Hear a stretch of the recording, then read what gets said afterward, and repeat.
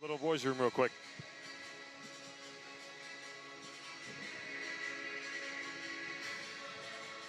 I said I was going to go use the little boys' room real quick.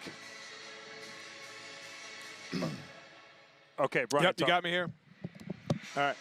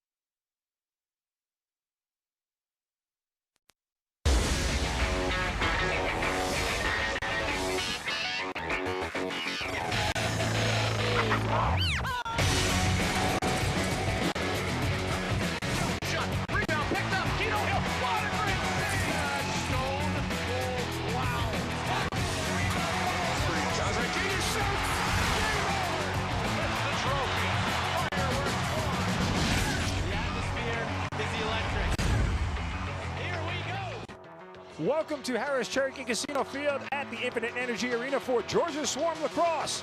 Tonight, the first place Swarm take on the Toronto Rock. Hi everybody, I'm Mark Zinno, joined by my partner Brian Silcott. Brian, the Swarm got a much-needed win last week after 2 consecutive losses, and they did it on offense. Yeah, offense was spectacular, really, from everybody. Miles Thompson, Lyle Thompson was great as well. The defense also turned in a spectacular game, but Joel White coming back was all over the floor, and Mike Poland once again was really rock solid in the cage. And Georgia rolls Calgary 17-8. Getting their 8th win of the year. Take a look at the standings. A 2-game lead on Toronto, already beaten them once this year. A win tonight would give them the season sweep and essentially a 4-game lead in the standings. With only 6 games left to play. And what that means for a team is, yeah, you can continue focusing on the playoffs and positioning yourself to have home field advantage and get that home game. But also you can kind of relax a little bit and really play and focus on each game individually and just keep getting better for the rest of the season to prepare yourself for the inevitable playoffs. And the focus tonight will be on getting some goals against the top goaltender in the league in Nick Rose. He leads the league in goals against average, and he's 4th in save percentage, Brian. But this is a really big test for the Swarm offense tonight. Absolutely, a test for the Swarm offense. A great goalie and also a very solid defense and well-organized defense in front of them. And on the other end, I think it's going to be a good test for our defense as well, as they have some guys that can put the ball in the net. And we start every game with a ceremonial face-off. As you see, Jordan McIntosh alongside Brody Merrill for the ceremonial face-off, and we'll be underway here in just a moment. You know, we mentioned the Swarm defeating Toronto earlier in the year, 13-12, a game in overtime that has put them in such an advantageous position as we take a look at Nick Rose, who has played every single minute of the year for Toronto. That's not always common. No, and that's a lot of shots. That's a lot of wear and tear on you, actually, as well. I mean, you think he just stands there the whole time, but he's working hard in there, and can be a bit exhausting. Get a look at Mike Poulin, who was outstanding last time out against Calgary, just surrendering 8 goals, an 11.85 goals against. That's good enough for 6th in the NLL and a 7.82 save percentage, 5th in the league. So he's come up big. You know, I mean, he's really spurred on a lot of their transition game, making some big saves when needed. Absolutely. I think it just seems like when he's playing well, the team gains confidence, right? Whenever Mike Poland is playing well, it seems like they get better and better and just feed off of his success. And there's Eddie Como in charge of the 8-3 Georgia Swarm. Enjoyed a lot of success with this team. And, you know, they built this team to be exactly the way they are this year. The top scoring team in the league, young, fast, and exciting. Jordan McIntosh, who takes the face-off against Jordan Magnuson. That's something that's worth noting, folks, because Jordan Magnuson has only won 39% of the face-offs for the Rock this year, and he's not their normal face-off guy. Yeah, and Jordan McIntosh has been having a very strong year facing off, is playing very well, so that could be something that really swings in the Swarm's favor. And it certainly helped the Swarm against Calgary last week as they won a whole lot of face-offs, giving them a lot of extra possessions. As you see, the Swarm at 5 left to shoot, and Johnny Powers takes the shot, and it does make it on net. Ball loose on the turf, and the Swarm get it back, so a good job to gain an extra possession. And that was something we saw a lot of last week, was the Swarm getting 2nd and even 3rd possessions in the offensive end, scrapping for those loose balls after shots. And a shot by Stotts is stopped by Rose, and on the other end, it was almost a quick transition goal by Damon Edwards. Great focus by Edwards there to pick up that ball coming off the turf. And now Jason Noble picks it up for the Swarm. Swarm back in their normal uniforms after the St. Patty's Day uniforms last week. Highlighted in green as we get another save from Nick Rose, and I get a feeling we might see a lot of that early on. Yeah, I like those St. Patty's uniforms. I thought they looked pretty good, but yeah, I'm also a fan of the more traditional B look. So no score here in the early going as the Rock, not a very good offensive team, but as you said, they do it all with defense. And really it is 3 guys, as you get a nice check there from Joe White, playing in his 2nd game of the year, and the ball still loose on the turf and being fought for. Finally picked it. Nope, White does not get it. And eventually Toronto gets the possession back. So, yeah, and a shot clock violation will give the Swarm the ball. The Toronto offense led by a rookie American. That's something you don't say very often. A rookie American who's basically new to box lacrosse, and Tom Schreiber out of Princeton is just having a fantastic year and a very strong candidate for Rookie of the Year. There's Jordan Hall with a flip in the middle to Randy Stotts. His shot is wide, and the rebound bounces off the boards. It goes to Lyle Thompson. Stotts gets it back in the corner for a low shot that's wide again. And Jordan Hall chases after the loose balls. It's pushed in the corner, and the Swarm will give it up. You mentioned the offense for Toronto, and Tom Schreiber. He, along with Stephen LeBlanc and Brett Hickey, those three guys take easily over 50% of the shots for this team. Yeah, it's unbelievable how disproportionate it is. As you say, there was 50 shots more than anyone else on the team. Each of those guys had each around, I think, 120 to 140 shots. The next closest guy is at like 80. Yeah, I mean, we just saw a scoring attempt there by the Swarm, thwarted by Mike Poulin. That was a big save for him. Nice to see Poulin make the early saves.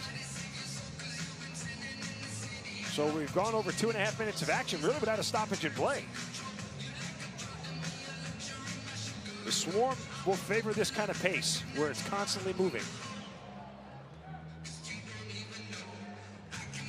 And nothing going on the offensive end there. Toronto quickly sprints into the offensive zone as we get a hard shot from Challen Rogers. It was wide, bounces off the boards. Toronto gets it back. 17 on the shot clock. And there's Schreiber right there working between two defenders. And he sends it across to McArdle. And it's picked off by the Swarm. Here's Joe White. And Swarm trying to get an odd man rush. Toronto quickly gets back on defense, and Joel will wait for his teammates. Joel had 2 assists in his first game of the year, and Swarm certainly happy to have him back in the fold. Absolutely, and one of the things he's good at, what he did right there, is keeping the ball from skipping through the middle of your defense. Jordan Hall with some fancy moves and does not net a goal, but certainly a good scoring attempt. There's Chapman looking for some help. Biernes, Merrill, and there's LeBlanc now getting it.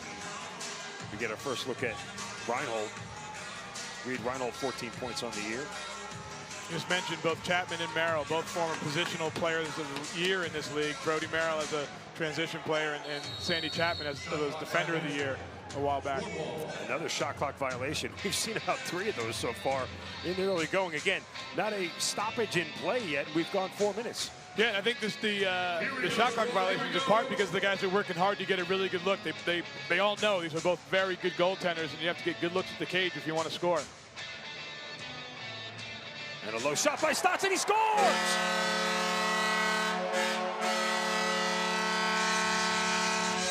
Not much on that, Brian, but it was low enough, and it looked like maybe Nick Rose got screened a little bit. Yeah, screened. Danny Stotts uses his length there kind of to reach around his defender. That's a really tough one to pick up as it's coming around that defender, and he uses the bounce to improve his angle a bit. But that's a really tough one for the goalie to pick up and save. I don't think Rose saw that till it was right on top of him. Stotts 15th of the year gives the Swarm the early lead. And Matisse gets the assist. And McIntosh and Magnuson, and McIntosh clearly wins that one again. Yeah, 2 easy wins on the draws there for McIntosh to start it out. That's a really good sign. Could lead to a lot of extra possessions over the course of the game.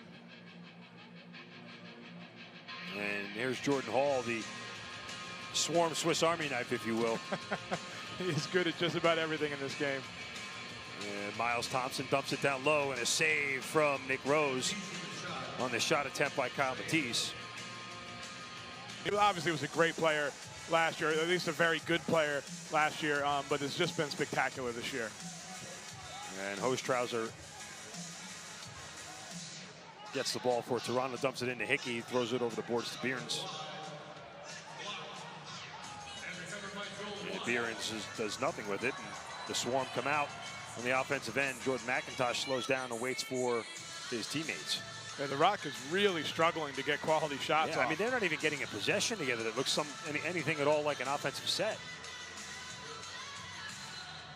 Matisse with a low, hard shot, blocked by Rose, and looked like he lost it for a second, didn't know where the rebound was going. Thankfully for him, it kicked directly behind the cage and wasn't bouncing around in the crease area.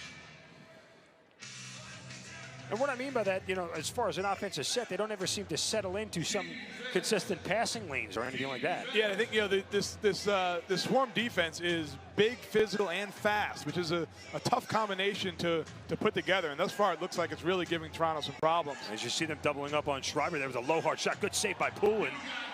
And an outlet pass to John Ranigan, sprinting down the right side all by himself.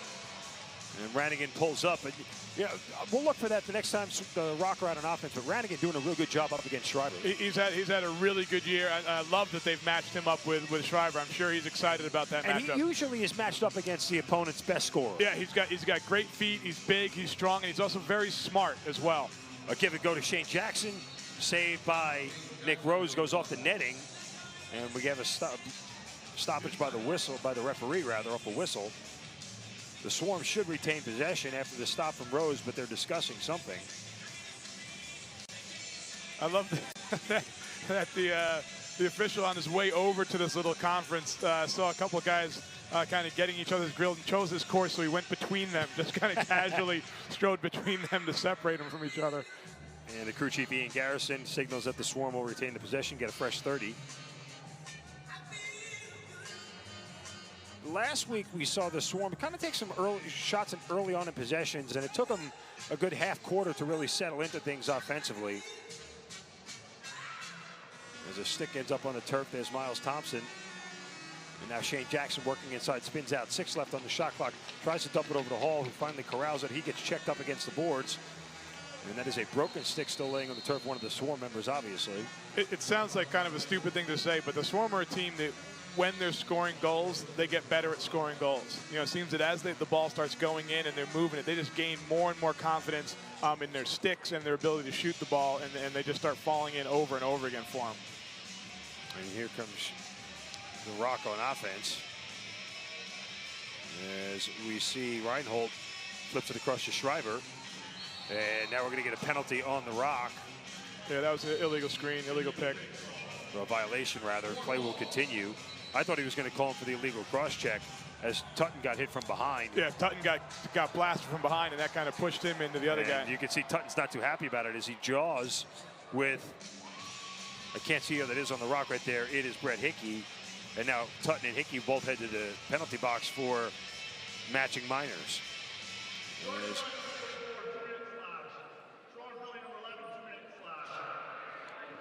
And we get a look at the replay here as you see Tutton get checked right there from Hickey from behind and goes to the turf. The interesting thing, they probably could have called 4 slashes on each of them because they were literally just going up the floor slashing each other. So, and we get a goal! Coming right out, the Swarm bury the back of the net.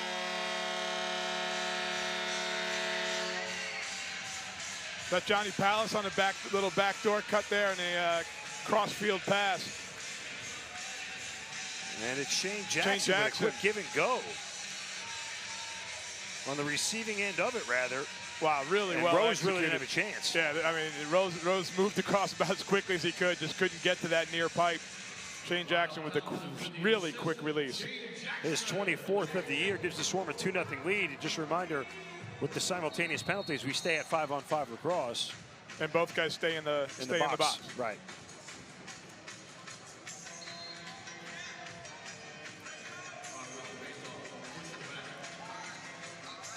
And here's Schreiber. Schreiber with a nifty move to his left. And Biernes scores. Biernes beats Poulin right underneath his right arm. And the Rock answer right back. Well, they scored on an outside shot there. They still haven't gotten anything on to the inside at all. That was a bit of a screen on the defender trying to come out on Biernes there. Kind of screened the goalie a little bit. See him recovering after falling down is standing right in the way. Not a position he probably would have put himself in had he not fallen down just prior to the shot. And give a little credit to Schreiber as he kind of drew a double team and then threw it back to Biernes. And that's what Schreiber's great at. He gets the ball out of his stick into the right place very, very quickly, whether it's shooting or passing. Biernes with his 11th on the season. McIntosh loses the ball and Toronto picks it up. And then a shot that is high and wide over the net. And the Swarm get the rebound. And McIntosh will hand it off to Lyle Thompson.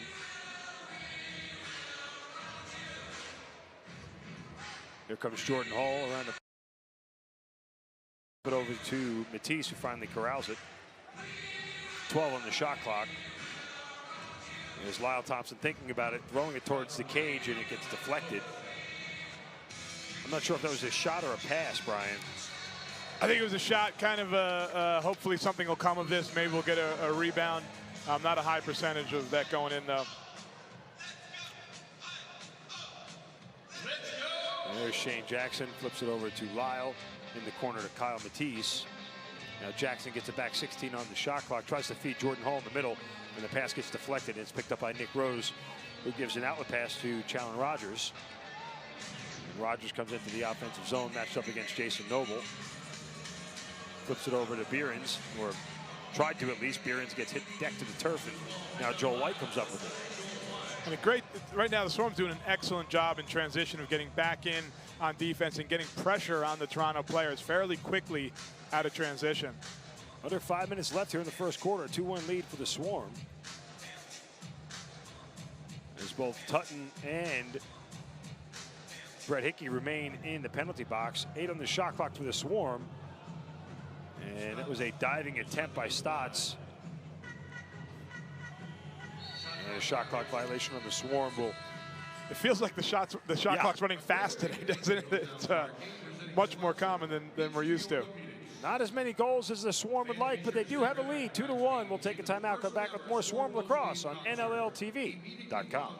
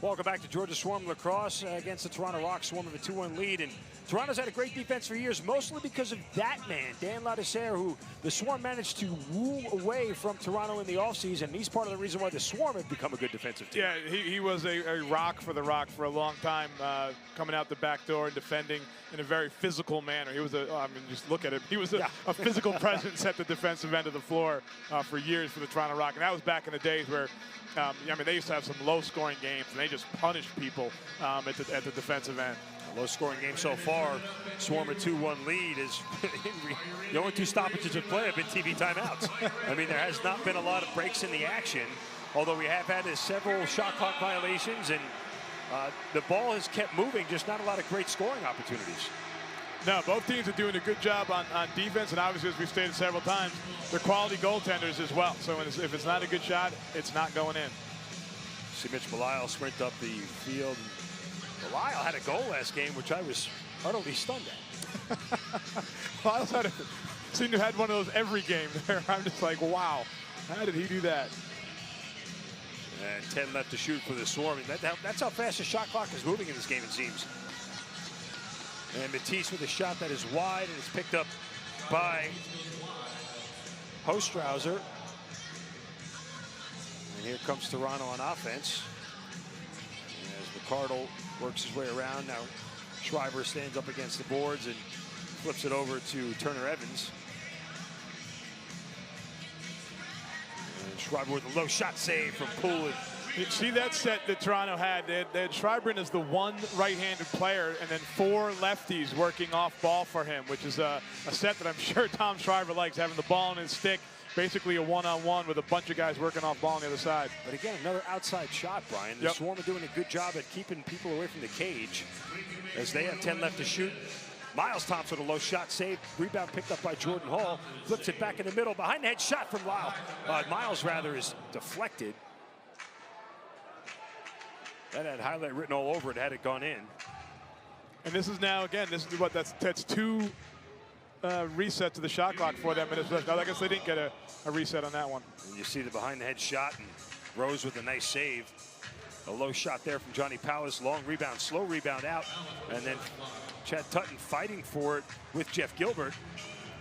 And Gilbert wins the battle, and the Toronto Rock come out on offense. I'm not sure why the shot clock didn't reset on it. Clearly hit Rose in the shoulder. Hickey with a shot and a save from Poulin.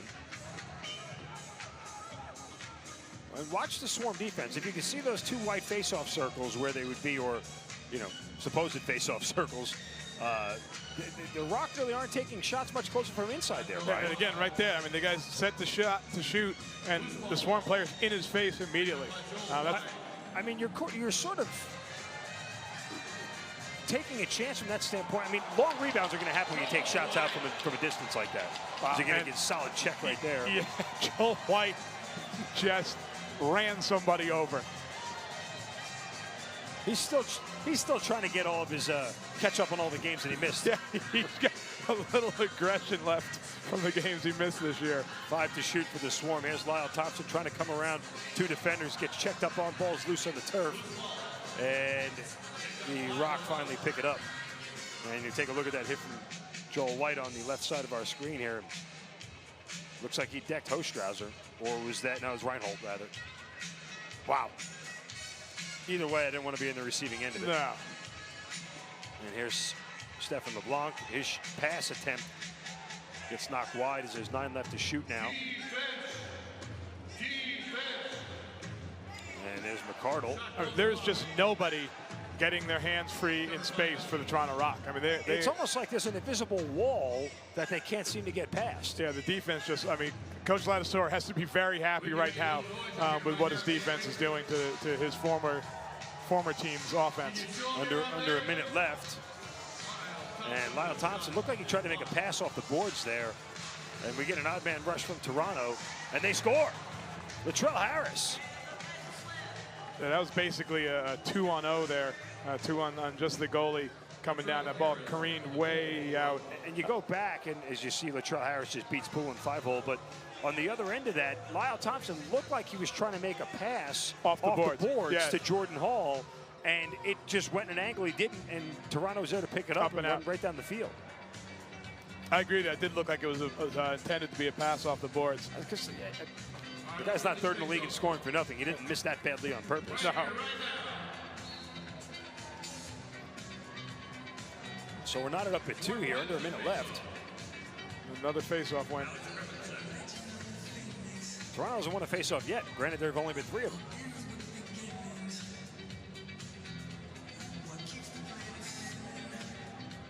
And so the Swarm setting up on offense. There's Jordan Hall, 9 left to shoot. Looking for a cut from Randy Stotts, and the pass is off the mark. And we get a whistle here. A penalty call? I don't think so. Oh, just a timeout. Just a timeout, yeah. I guess they want to set up the last 10.8 seconds. Toronto does. While we have a break in the action here, you know, we saw this a little bit last game from the Swarm against Calgary. It's the passing really that sets everything up offensively for them, and it hasn't been bad, but it hasn't exactly been good. It hasn't been good. I got to give a fair amount of credit to the Toronto defense as well. They're doing a good job. They're on sticks on gloves. They're crashing down on cutters. But also, I would say that the Swarm looks a little sloppy, a little bit off thus far. We've also seen them start slow on offense before. It's never taken a full quarter, but we have seen them start a little slow on offense, and hopefully they'll pick it up. You see Sean Ferris there talking to Sean Ferris, like the offensive coordinator for the Swarm, talking to the guys and trying to figure out a way to get this team going offensively. but also now they have to plan a defense here for the last 11 seconds. And it's going to be 6-on-5. Toronto will pull the goalie. Nick Rose will come out and they'll play 6-on-5 here. Interested to see what they do with the set. I'm sure Schreiber will be on the field. Guessing they'll probably have 4 lefties. Nope, it's like 3 and 3. And as LeBlanc throws it behind the net, Schreiber with a low shot to save from Poulin. And a long rebound as the horn expires. And uncharacteristic low-scoring quarter to start things off here for the Swarm in a very important game as they face the Toronto Rock and try to gain a 4-game lead in the standings. We're tied at 2. You're watching Georgia Swarm Lacrosse on NLL. Pro lacrosse teams are now fielded in Philadelphia, Boston, New York, Maryland, Montreal, and Quebec. Yesterday, there was friendly competition and not so friendly competition. We knew our true colors weren't just worn on our backs, they were painted on our faces and hoisted as high in the air as we could possibly carry them. Whatever it took to claim our turf. Yesterday, we left it all out there. Blood, sweat, tears, you name it, we left it. We kept ourselves focused and we kept each other in check, and the only thing we took were epic shots. Yesterday we saw more twists and turns in 8 seconds than most people saw in an entire season. We lost the ball, lost our minds, we lost count countless times in every game. If you could see the ball, that was a slow day. Yesterday physics didn't apply to us. Gravity wasn't welcome in our box. Armed with just a stick and a ball, we took flight. Yesterday, we were the best we could be.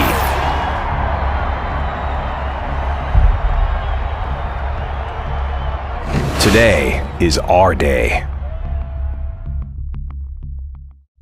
He's got Digby on the take, scores! Now back over to Dane Smith with a shot. Hit the goal post inside, he scores! Afraid you might miss out on the big stories from your favorite team? Well, not to fear, the NLL newsletter is here. All you have to do is subscribe to the new NLL newsletter, and you'll get weekly updates from everything that is happening around the league. What are you waiting for? Subscribe today.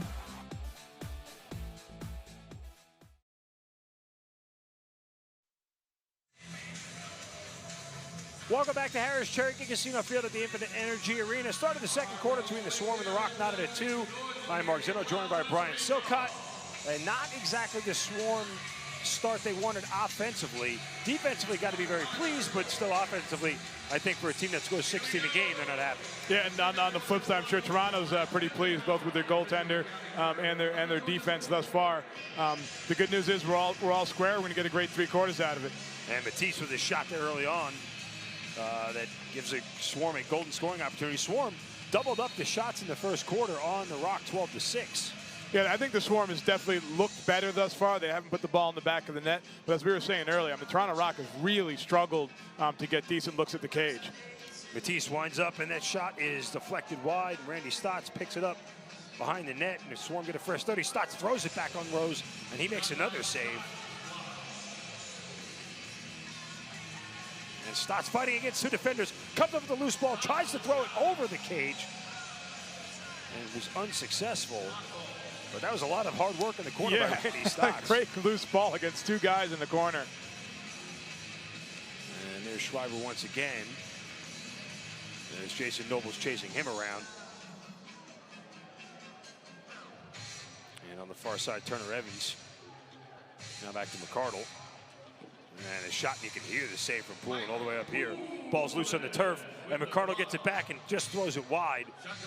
McCardle, another American field player. It was a rookie here in the league. And here's Brody Merrill. And that's unfortunate. You know, Mike Poulin made a nice save. That ball was laying right on the turf in front of him, and the Swarm couldn't pick it up. Missed the opportunity to get it. Brody Merrill comes up with it. It was one of probably the second greatest ground ball man in the history of this league. Behind Veltman, who actually played in Buffalo and Toronto. And Toronto takes the first lead of the evening right there. It looked like it was Brett Hickey, and that's a nice goal right there by Hickey diving across the cage. Great effort by Hickey. Hickey's a big, strong dude, right-hander. Plays well with with Schreiber when they're out there. I'm sure they've been spending a lot of time together. And right there, he comes up with a beautiful diving goal coming across the cage and really making it tough on Mike Poland. Hickey's 26th of the year. That's the most on the Rock. And he has now 44 points on the season as the Swarm turn it over. And you see Mike Poland have to work his way out of the cage. And now he's looking for some help from somebody. Long pass to Jordan McIntosh completed. Nice catch by McIntosh. McIntosh wards off a check and a low shot saved by Rose. McIntosh looking for his own rebound, doesn't get it. Hostrauser gets it.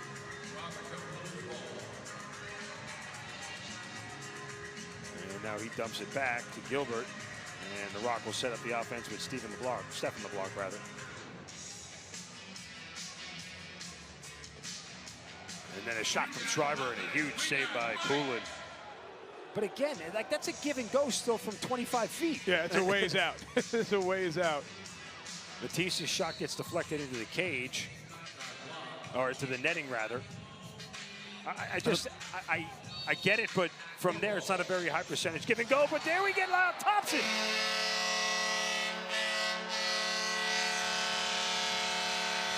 Check that, Miles Thompson buries his 20th of the year.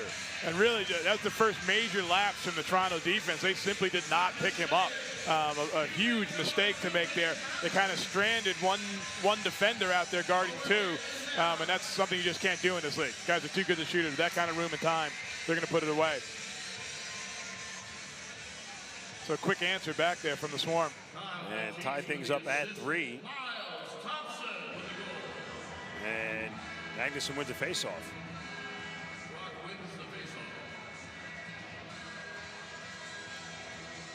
And there's Magnuson with a shot, and he scores. Magnuson started it and finished it on that play, winning the faceoff. I think it's his first one of the game. Yeah, in a tough situation there for the Swarm. I think they all thought they were going to get the turnover there. When they didn't, they gave up an easy 2-on-1.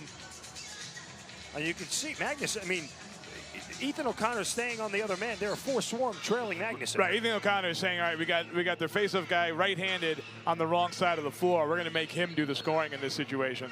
Well, I mean, typically most goalies would rather you take the pass and let him defend the shot straight up. Exactly. Poulin wasn't successful there. And particularly when the guy's on the wrong side of the floor.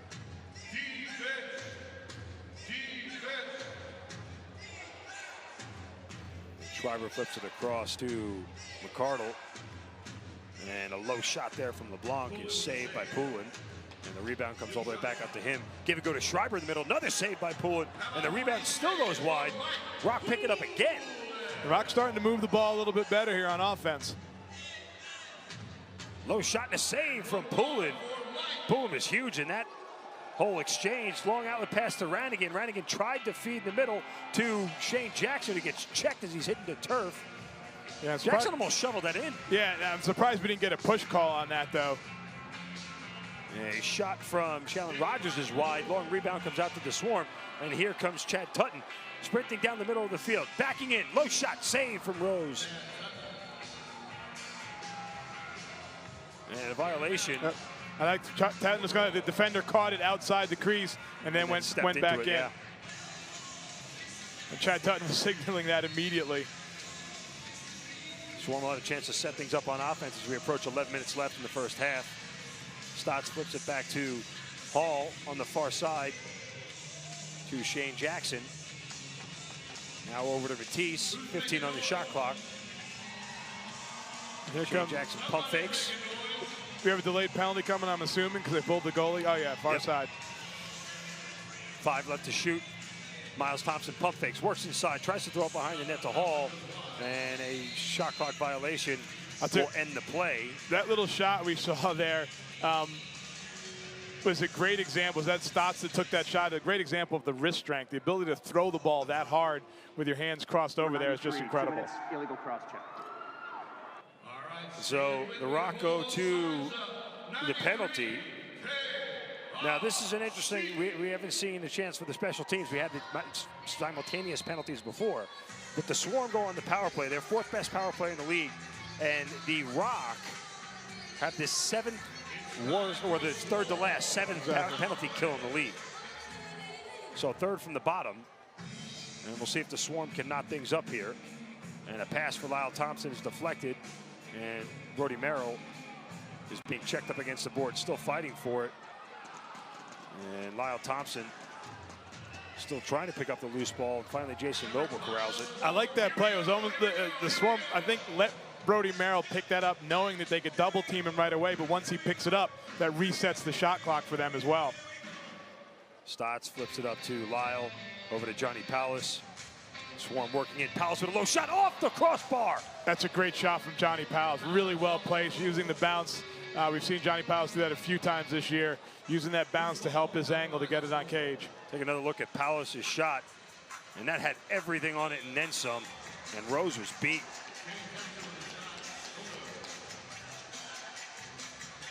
We mentioned Johnny Powless, only played 5 games this year so far, has 23 points.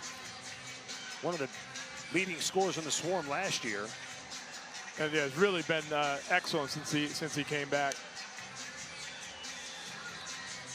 And a shorthanded offensive set for the Rock. There's Schreiber, 7 left on the shot clock as Schreiber gets decked to the turf. And the Rock try to flip it back into their offensive zone as the shot clock expires. And we get a timeout. The Swarm will have 26 seconds left in the penalty when we come back. Trailing 4-3. You're watching Georgia Swarm Lacrosse on NLLTV.com.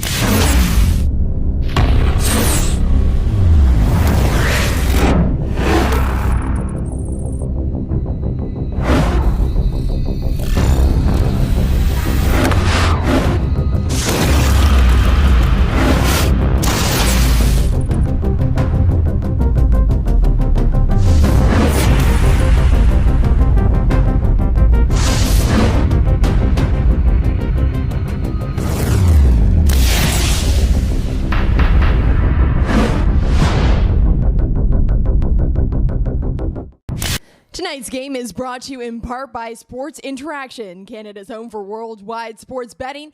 Bet responsibly at sportsinteraction.com. Disclaimer, only residents of Canada may open an account with Sports Interaction. The service is not available to users outside of Canada.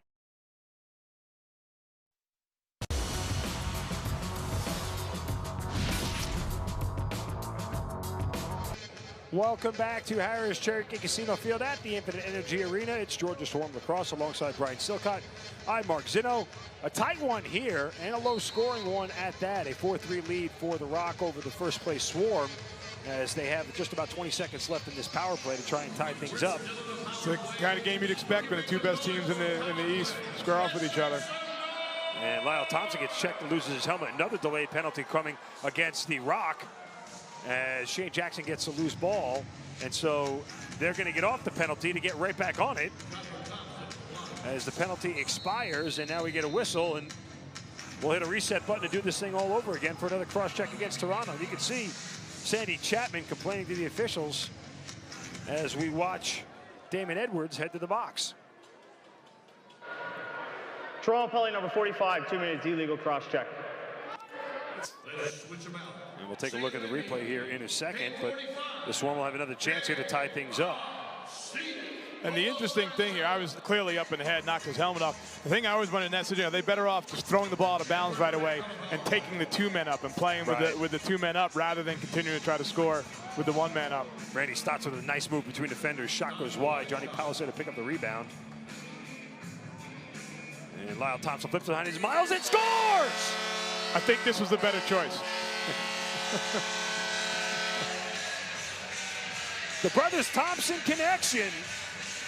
Lyle Thompson behind his head to older brother Miles, who buries it in the back of the cage. I think Miles said, Mr. Silcott, we don't need to be 2 men up. We're just fine 1 man up. I mean, when you're that's the difference between what we're talking about with the Rock shooting. Look how close Miles Thompson was to Nick Rose right there. Really nearly good look impossible to defend. Real good look at it. Full extension down through the 5-hole. So we're tied up at 4, and the Swarm take advantage on the power play. Mentioned Nick Rose comes into tonight playing every minute of the year for the Rock, and his 9.77 goals against, best in the league. Only goal in the league, averaging under 10 goals a game. Yeah, that's very impressive, and with a great save percentage as well. It's not just goals against. It's not just save percentage. He has both. He's very strong in. We'll see if that power play spurs the Swarm passing, and does it. We get a goal!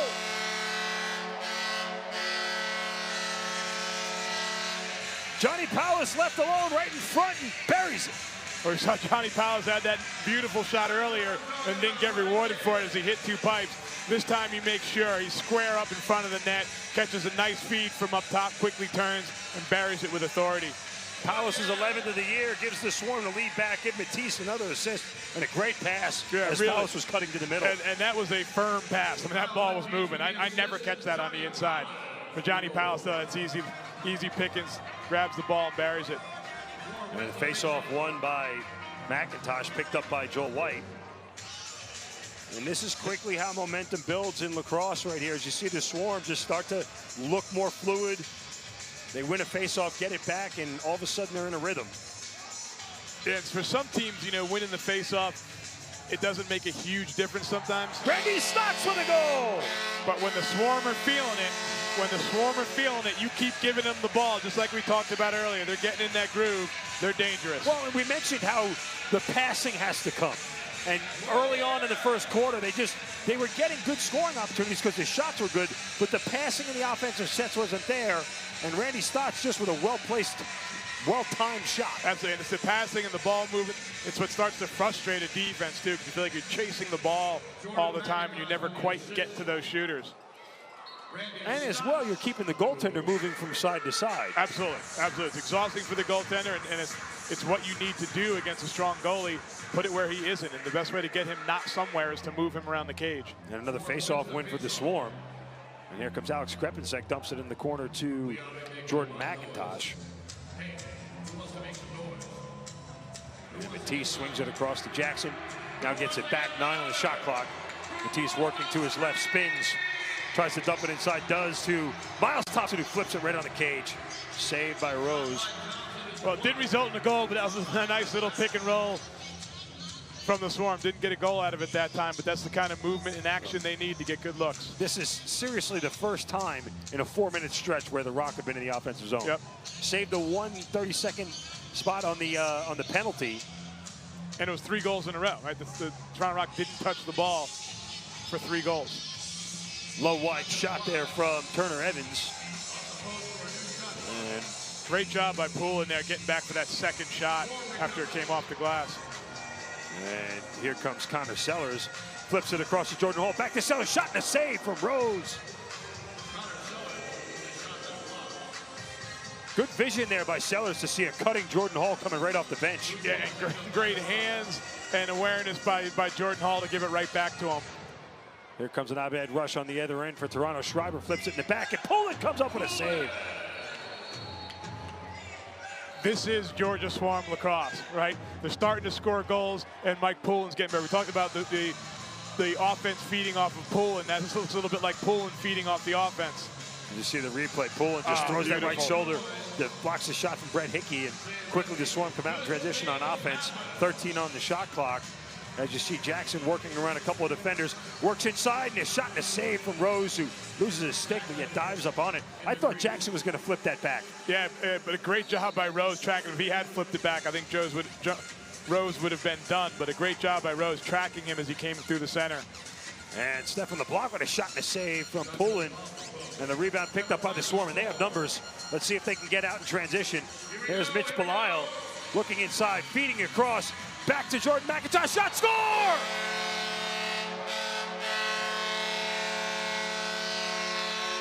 The avalanche of goals continue for the Swarm as they take a 7-4 lead. Well, you know I'm a Jordan McIntosh fan. I love the way he plays the game. And the goal is brilliant. What I loved on this play was all the way back at the beginning when Jordan McIntosh pitched the ball up. He thought about trying to fire it forward to someone right away and said, instead, I'm going to hold it, make sure we get it in the offensive end, and see what develops. He's rewarded for it with a beautiful bounce shot for a goal. Got to give love to Mitch Belisle on the assist. Absolutely, absolutely. Cornell boy, another American. I could track all my Mitch Belisle points easily in my head throughout the year because they don't happen often, but Mitch is a heck of a player. Excellent player, smart guy, smart heady player, and a tough kid too. Swarm win another faceoff back on the offensive end. Miles Thompson with a shot and a save from Rose. And Rose has got to feel like at this point, I mean, for as great as the Toronto defense is, every time he looks up, as again, the ball's coming right back towards him. As Randy Stott's backing in and a shot and a save from Rose. Stott's trying to get a little too creative there, it looked like. Yeah, and I actually thought that was going to be a penalty. I thought he got pulled down. I'm guessing he probably just fell back over him. But this is what, this is the Swarm starting to feel good about themselves, right? And starting to gain confidence. And it's going to lead to some plays like that where maybe he did a little too much, but it also leads to a lot of goals for them. Schreiber with a shot off the post.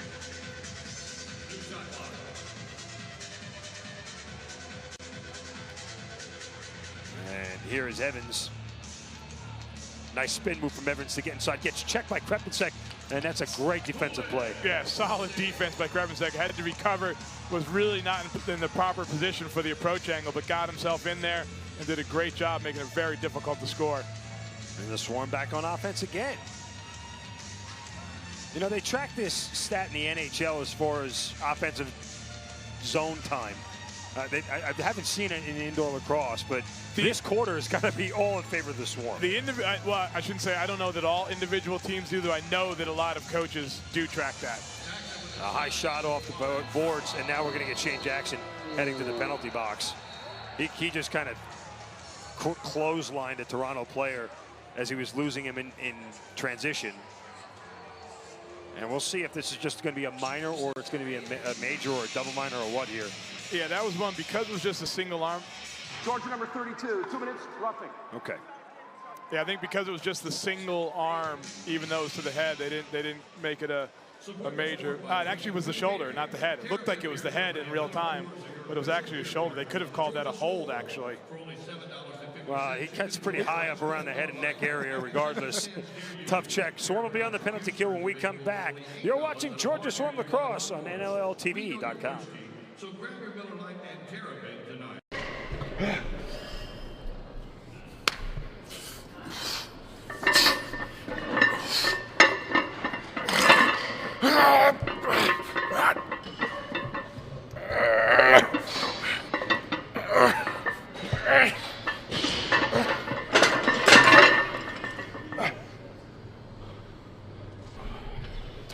Come on now. Want a little heat? Yeah. Here we go. On 3. Boom. Drop it. Up, up, up, up.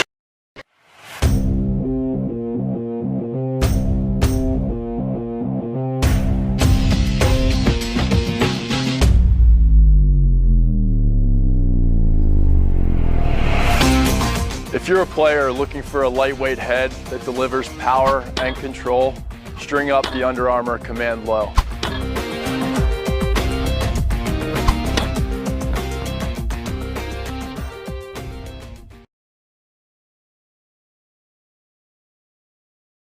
Here at the Infinite Energy Arena in Harris Cherokee Casino Field as the Swarm are on the penalty for the first time, and they have the #1 penalty kill in the league. Toronto, the second to worst power play in the league. Yeah, this is what Toronto needs. They need to get, they need an opportunity to get a goal on the board, and they're definitely struggling with the Swarm defense. And a low shot that never got its way to Poulin, and it's intercepted by the Swarm, and now they have a shorthanded opportunity as Jordan McIntosh goes right towards the cage and then pulls up. Now works around a defender, shoots, and it's just wide. That was a nice scoring opportunity. Yeah, and I like that decision by him. He recognized that he was in a one-on-one, and there wasn't much they could do about it. He figured go to the goal and take the opportunity. I had a feeling he was going back to the opposite side as he was moving to his right. When he started that roll away, yeah, he had that look at him about, I'm going back to the cage. 15 on the shot clock for the Rock. And Poulin comes up with a save as Biernes tries to corral the rebound. It's being fought for and ends up in the back of the net. As you watch, I think that was Ethan O'Connor slam his stick to the turf.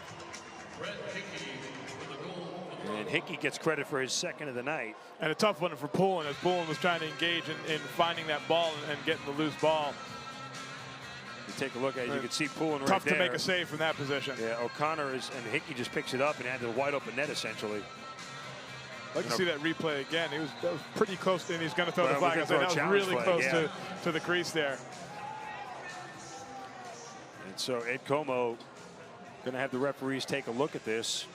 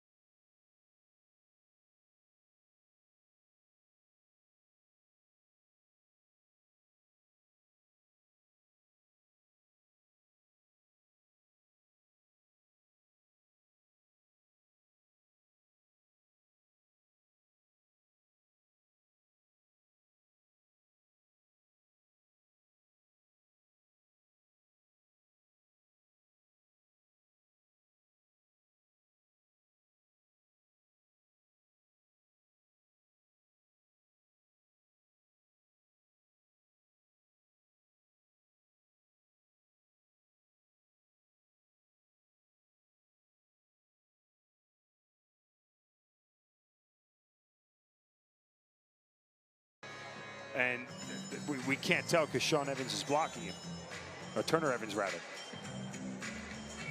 Sean Evans plays for an entirely different team. Yes, he does. He's a good player. He's a good player. This is going to be interesting what they decide. I'm really glad I don't have to make the call on this. Now I just think they're trying to. I mean, you could see he lift his foot up. I just don't know if it's that back looks down. like it's down right there. To me, it looks like his toes, because you can see the bend in his foot. To review, the evidence is inconclusive. The ruling on the field stands. Good goal. Yeah, it's tough. I would tend to agree with the officials that it was inconclusive there. You don't know where his foot is, even though it looks like it's on the line. I agree. I mean, you can't say. I don't think you can say definitively that that foot had touched back down. It was clearly over the line, but you can't tell that it touched back down on the ground. So the Rock get back within 2. I still think it's a great challenge by Coach, and also it gets them that reset. Doesn't allow Toronto to come out like with momentum off the goal. Particularly now when Jordan Hall wins the faceoff easily. McIntosh wins another one. I mean, Jordan McIntosh. Wrong Jordan. Magnuson only won 1 faceoff in the first quarter. I can only think of 1 he's won so far here in the second. I mean, we'll get the official halftime stats, but speaking of stats, there's Stotts with the ball right now. Here comes McIntosh around the screen, winds up fires, ball is deflected, never made it on the cage. And now Johnny Powell is fighting for it and finally lets it go.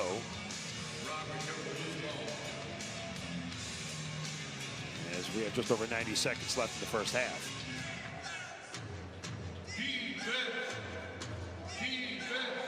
Here's Stefan LeBlanc working inside up against Belial. And comes back out.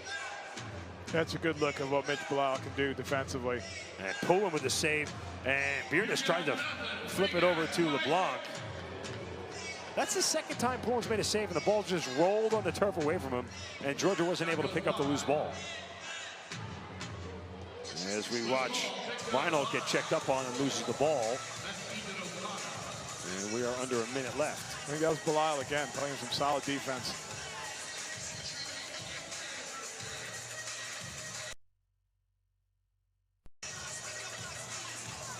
Here comes Lyle Thompson. Matched up against Sorensen. Lyle Thompson with a shot that is high. And now we get the Rock coming out with the shot clock on. There's about a 10-second differential. And here's Sorensen, who, by the way, is playing in his first game of the year for the Rock.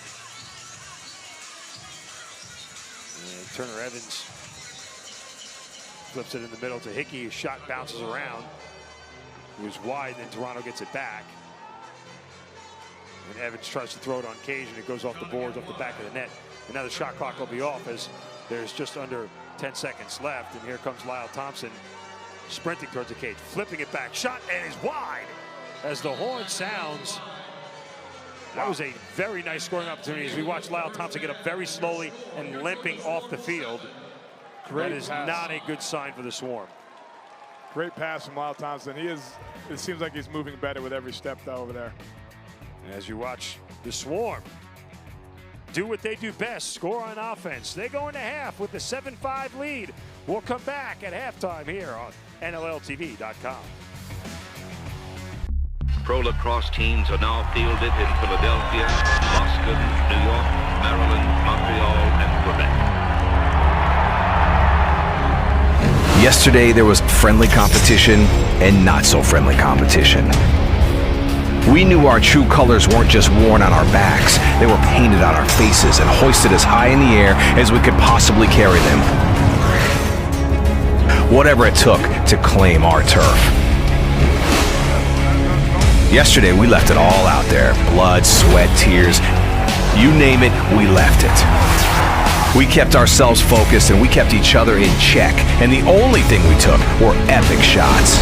Yesterday we saw more twists and turns in 8 seconds than most people saw in an entire season. We lost the ball, lost our minds, we lost countless times in every game. If you could see the ball, that was a slow day. Yesterday physics didn't apply to us. Gravity wasn't welcome in our box. Armed with just a stick and a ball, we took flight. Yesterday, we were the best we could be.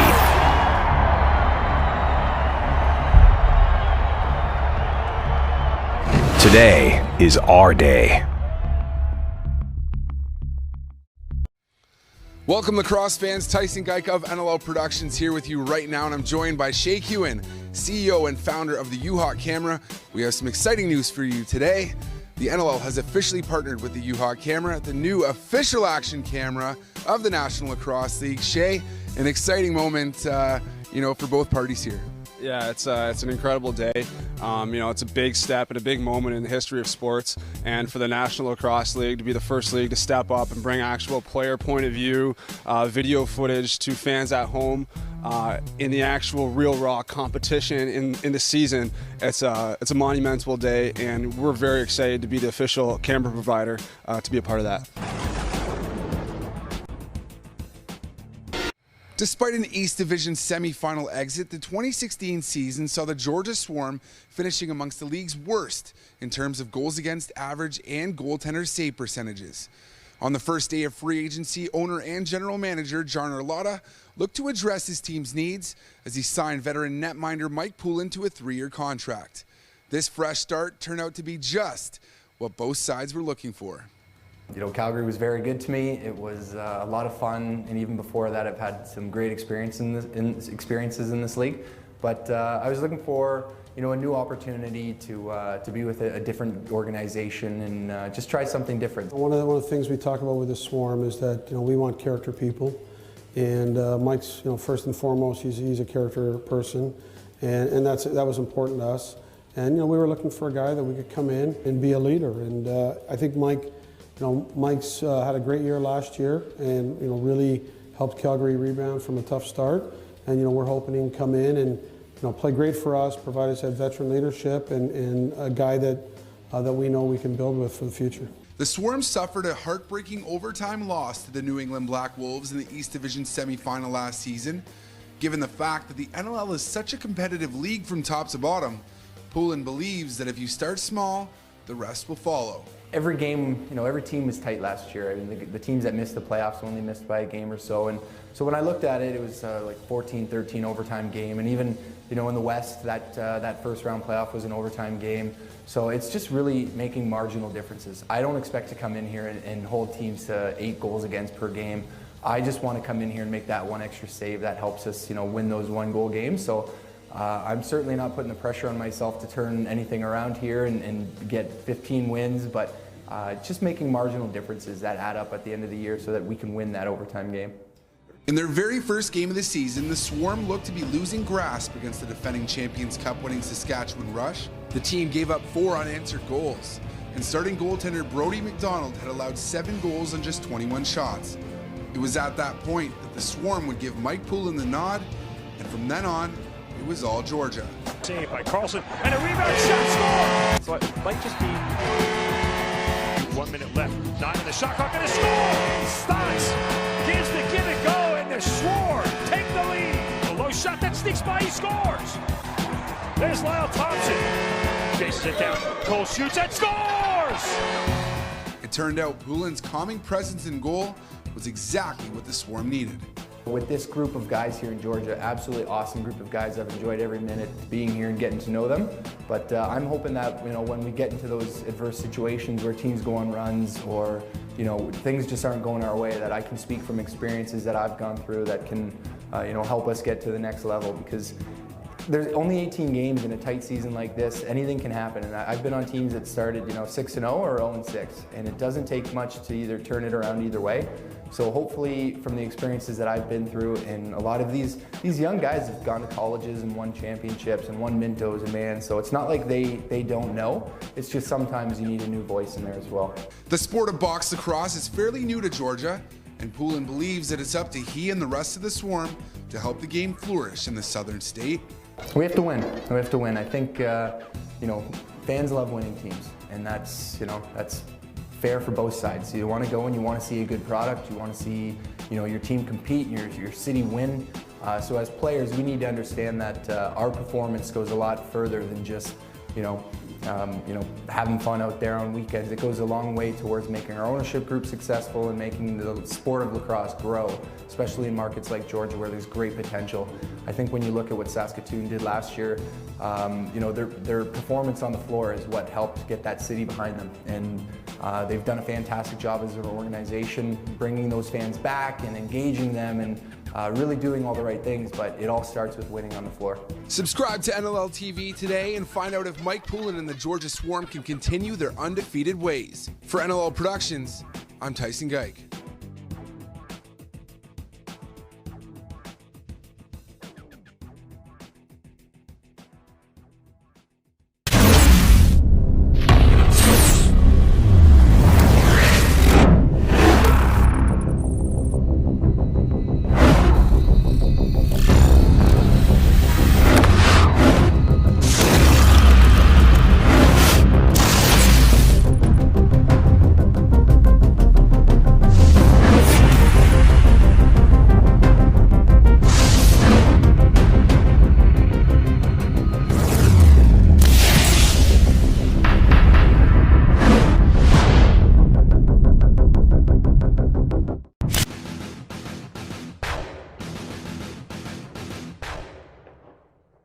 Yes, time now for my box boss. It's kind of difficult to pick just 3 players from this week. A lot of players having some very great performances, but I've got to do it.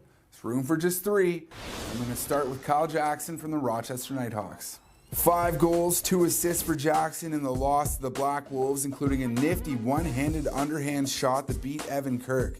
This kid's had flashes of brilliance all season long, and I think the development of this player will continue for years to come. He's also going to be a player to keep a close eye on for the remainder of the season. Number 2, I've got Mitch Jones from the Buffalo Bandits. Jones had a pair of goals and 4 assists in the game against the Stealth, good enough to be named the game's first star. One of the goals was an absolute beauty as well. Jones has had a number of highlight reel markers this season. He's been fun to watch, and a player that the Bandits have been able to count on night in and night out. And at number 1, this player is certainly no stranger to box bosses. He's been named number 1 a couple of times. Callum Crawford from the Colorado Mammoth. Another great game for Callum against the Rock on Friday night. 3 goals, 3 assists. And just like Jones, Crawford has been extremely fun to watch this season. He's a leader for this team and makes that right side deadly for the Mammoth. If this team wants a big postseason run, Crawford's going to need to be an integral part of it.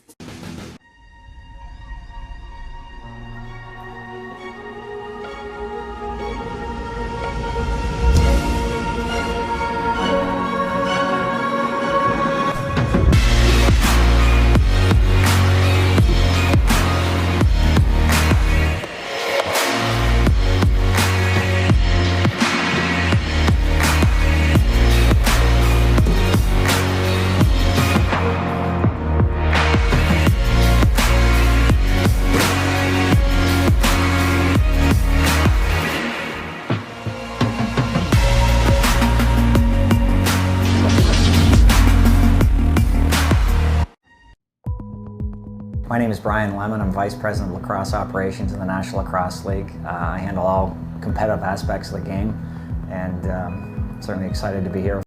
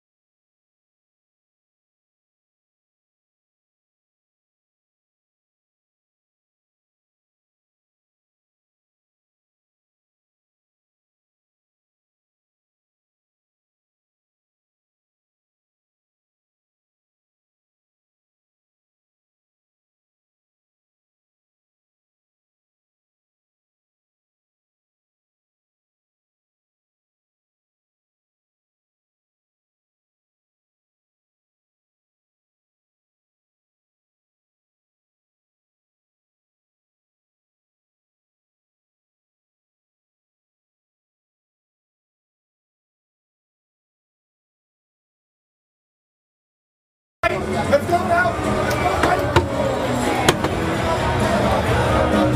Here we go. Yep.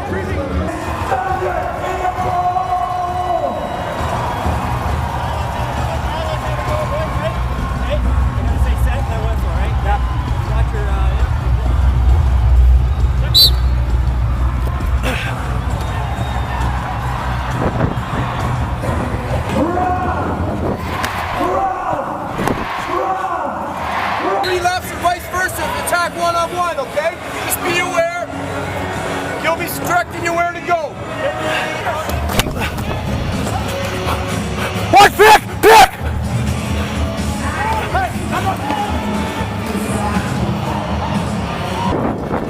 All right, yeah, it's been a weird place on the afternoon, but we still got to be out. Hello!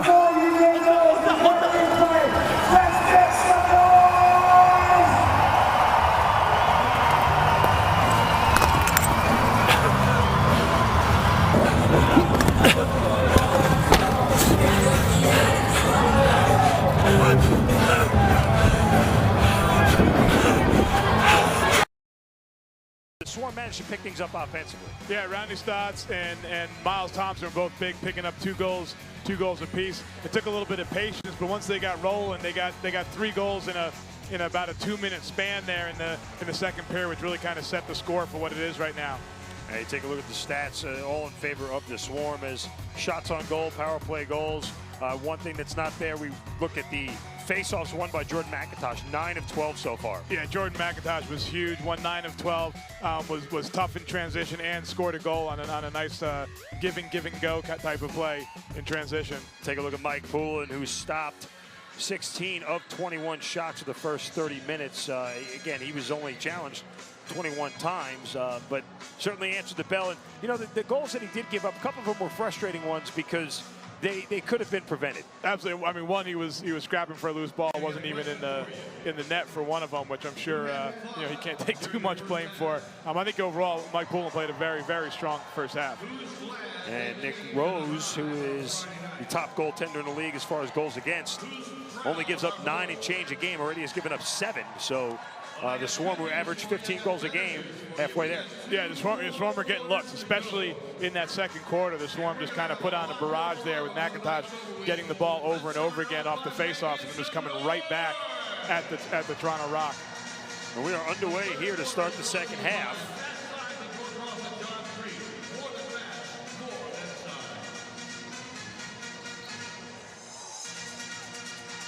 Well, Toronto Rock found a way to win a face-off there. The ball went out of bounds off the draw and was awarded to the Toronto Rock. And here is Schreiber coming around the defender. And ball just bouncing off the backboards. And now flipped inside to Reinhold. His shot is wide. And did they reset the shot clock? I thought that missed completely. Delayed penalty. No, it's down to 15, I think. Delayed penalty coming though on that hit on Schreiber. And Schreiber in a save from Poulin.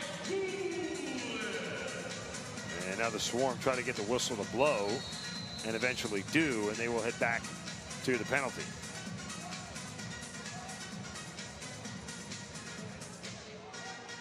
Yeah, it was a body check on Schreiber.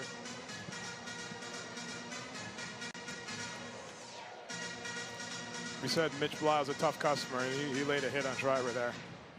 So Blyle will head to the box. Georgia penalty number 85 minutes, illegal body check. And he's going to get a 5-minute major. So as we take a look here,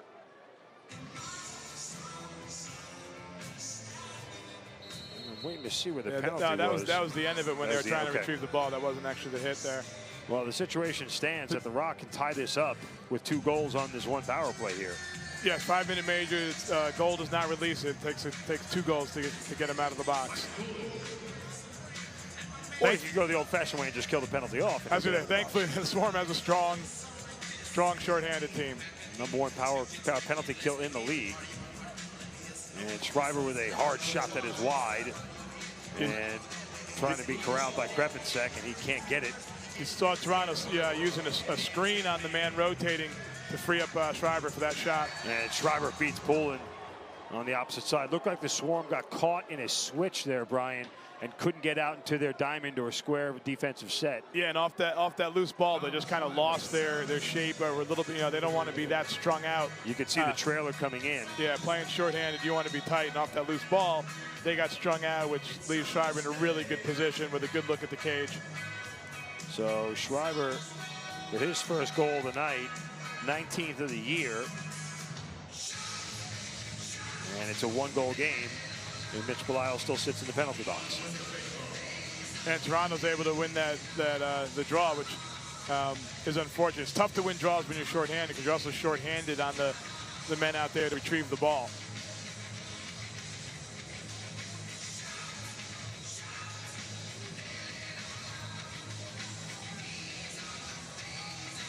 And so you see Toronto in their offensive set, 7 left to shoot.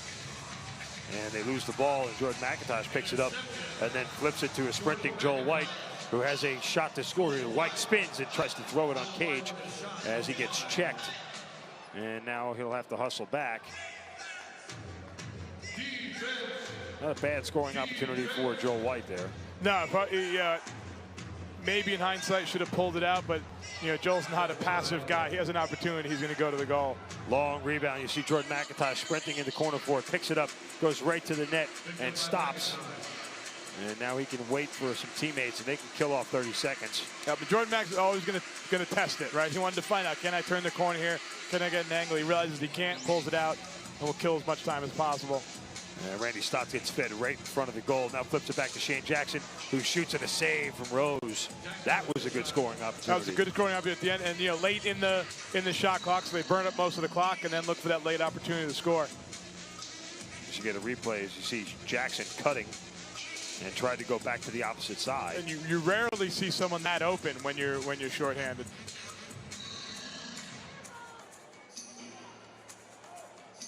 Again, and LeBlanc with a shot and a save from Poulin. And again, using the pick to free up the shooter, picking the rotation to free up that shooter. And Hickey finishes the job as he scores his 3rd of the night.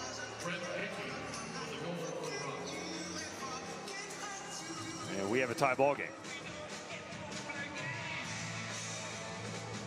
And so we'll go back to 5-on-5, but Mitch Belisle still has to finish out the duration of his time, but we'll go back to playing 5-on-5. So 11:40 left, and we'll start from square one. The Swarm had so much momentum. They were down 4-3, went up 7-4. And the Rock have clawed their way back into it, and the Rock win another faceoff. And quickly coming to the offensive zone, Rannigan tried to pick up the loose ball and couldn't. And that's a rare situation where John Rannigan misses a loose ball like that. Absolutely, you will not see that very often.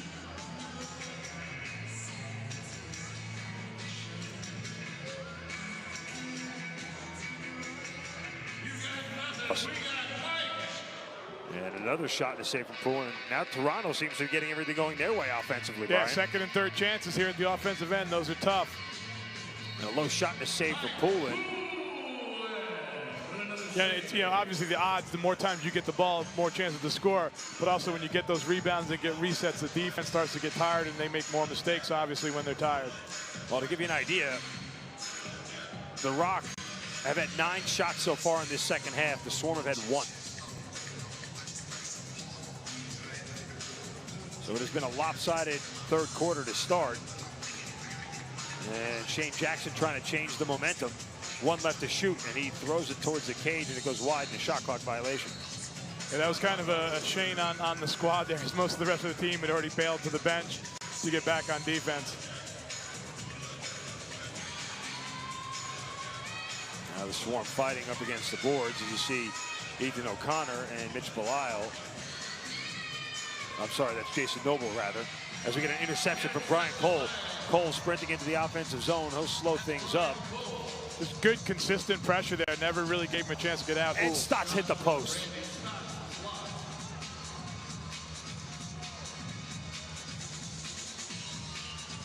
Now Toronto will set things up offensively. Again, the pace moving along here. And Stephen LeBlanc crashes up against Connor Sellers. as Evans thought about going towards the cage and then flipped it back. And McCardle working around now. Throws it to Schreiber and a bounce shot and a save for Poulin. Shot clock was down to about 3 or 4. And so we will get a timeout. We have a tie game. We'll be back with more Georgia Swarm Lacrosse on NLLTV.com.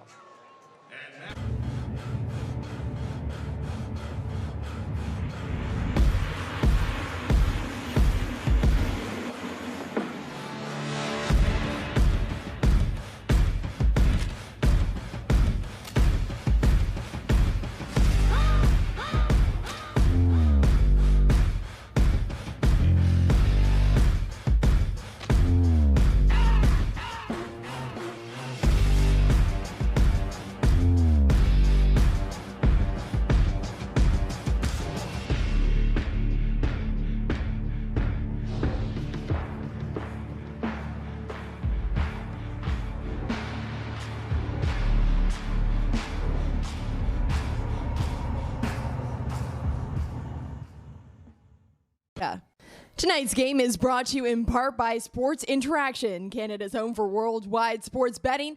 Bet responsibly at sportsinteraction.com. Disclaimer, only residents of Canada may open an account with Sports Interaction. The service is not available to users outside of Canada. Tied up at 7, 9:32 left in the third quarter at the Infinite Energy Arena, Harris Cherokee Casino Field. Alongside Brian Silcott, I'm Mark Zinno.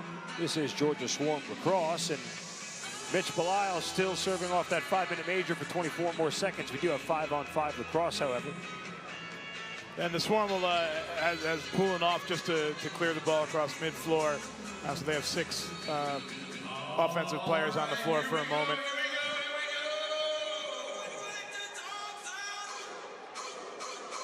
And the Swarm now on offense. And Powers sends it over to Stotts. Stotts works inside and spins back, looks to the middle for help. 11 left to shoot. And there's Lyle Thompson. He throws it off the boards. And here comes Miles with a low shot. That's off the post again. Second pipe of the quarter for the Georgia Swarm.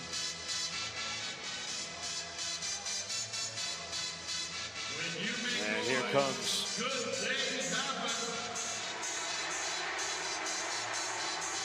Stotts with a shot and a save from Rose. And that goes off the netting and the play will reset. Fresh 30 for the Swarm. As you can see, the shot from Miles Thompson right off the post again. The inside of the post. And that's hitting the post hard as well. And Toronto gets it back.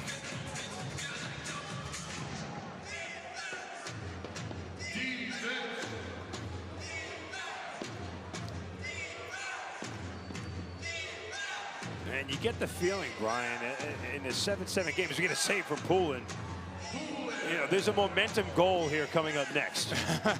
And we've talked before about the fact that it's a game of runs, and Georgia had theirs, and Toronto was able to answer and get right back in it. Hickey's low shot goes off the backboards. He gets it right back, and then flips it in the middle of the Hostrouser. Or Reinhold, rather. Schreiber gets it, dives in the middle. Poulin gets a piece of that one. And Reinhold picks it up right in front of the Swarm bench, and a fresh 30. We mentioned the number of shots that the big 3 guys take. And we've seen a lot of Schreiber, a lot of Hickey. There's another save from Poulin. Now Brian Cole in a one-on-one situation. Pulls back and then gives it up. Brian Cole, part of 3 Final Fours in his 4 years at Maryland. Yeah, great defender for Maryland, and has looked very good in the box this year. Always kind of got to remind everybody is Lyle Thompson throws it on cage.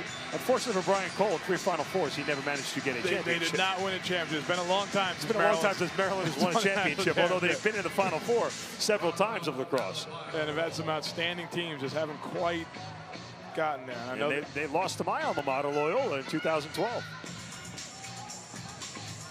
I know they're thinking national championship again this year, though. John Tillman does a heck of a job down there. can see Evans tries to flip it inside to Behrens. And Connor Sellers picks it off. And he scores!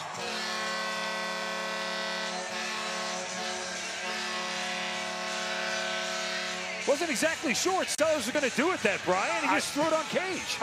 I was a little surprised he shot it. I have a feeling that Nick Rose may have been a little bit surprised that he shot it as well. Well, you can see him. He was kind of looking left, looking right as he approached the offensive zone. That's a well-placed shot, though. Glove side low. That's a tough one to get to. And it was going at a pretty good pace considering he was on the move there. Sellers with his 3rd goal of the year. And the rookie from Belmont Abbey. And the Swarm player down on the turf. Yeah, McIntosh won the jog. I guess they called a loose ball push rather than a trip after possession there, I think. Take your game tickets to Thin Lizzy's tonight and next Friday to receive 3 chips at once. And so the run of Toronto's 3 consecutive goals is snapped by the Sellers goal that gives the Swarm back the lead. I mean, a Stotts with a low shot, and he scores!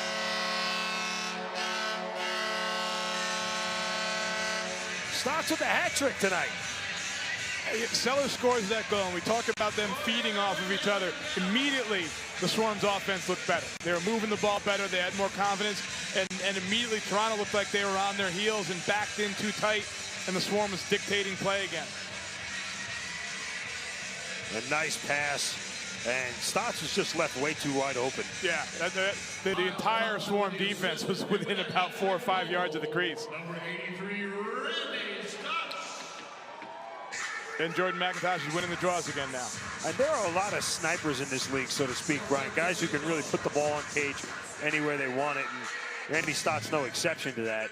And with these goaltenders, you know, sniper is part of it, and it's also being able to use deception, subtle movements in the body, leaning one way and putting it another way, dipping your head and putting it high, doing different things to keep that goalie off balance because they are so talented, so big, and so Toronto quick. penalty number 5, 2 minutes for holding the stick. So Sandy Chapman going to head to the box. Swarm going to head back to the power play with a chance to increase it back to a 3-goal lead. But the thing with a player like Stotts, when you give him that much space and that much time, you're just giving him too many options. Absolutely. It's tough on a goaltender. When Randy's feet set, long look. And so the Swarm, 1 of 2 on the power play tonight. It's a Swarm power play. And that shot was deflected wide. It never got on Cage. And it's an over and back and a violation for the Swarm. Will give the Rock the ball. And Brody Merrill will circle back towards the midfield. Good recovery there by the Swarm. Looked like trying to Mike get an odd man rush out of that. And here's Brad Hickey. And a nice move right there by Reinhold.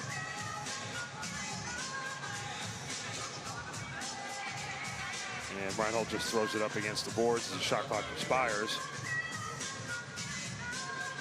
And Joel White swings it over to Lyle Thompson, who will set things up offensively as we have under a minute left in the power play.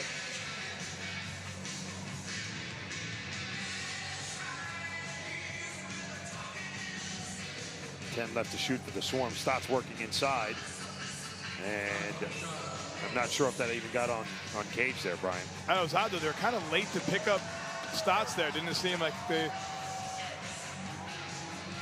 And so just over 30 seconds left in the penalty. Swarm trying to corral it. And so it's 15 on the shot clock for Toronto. And that Sellers almost picked one off right there and would have had a great breakaway opportunity. And here comes LeBlanc. And the Rock got a fresh 30 because I guess they said the Swarm had possession. Yeah, I think that was the call.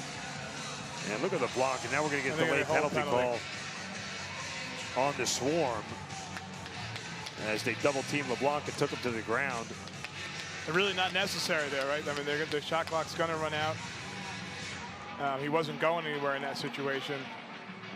And Mike Pullen with the save, and it goes off the netting, stopping the clock. And so just as the Swarm power play ends, their penalty kill will start. And we're going to get a call from the official here. It looks like Jason Noble is heading to the penalty box.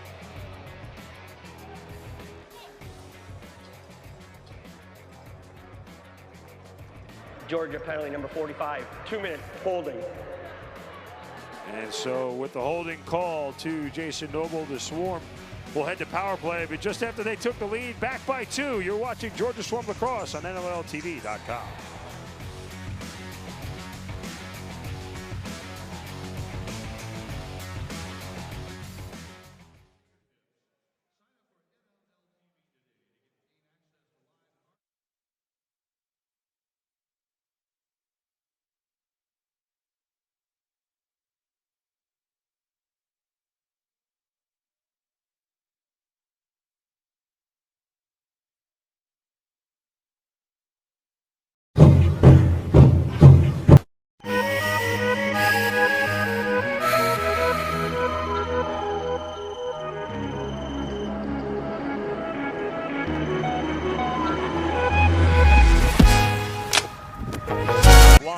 With Noble and Krepp in second, you can see Noble here sort of ride him into the ground, and I'm looking for the holding. I guess they're calling the arm underneath. Yeah.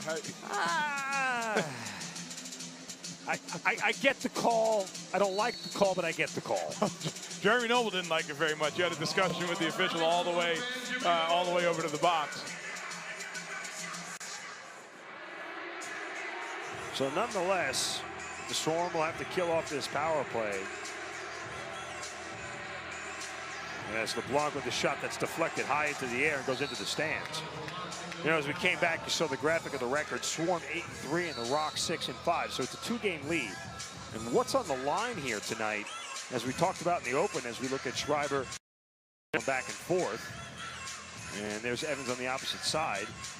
Schreiber looking in. Hickey now with 15 on the shot clock.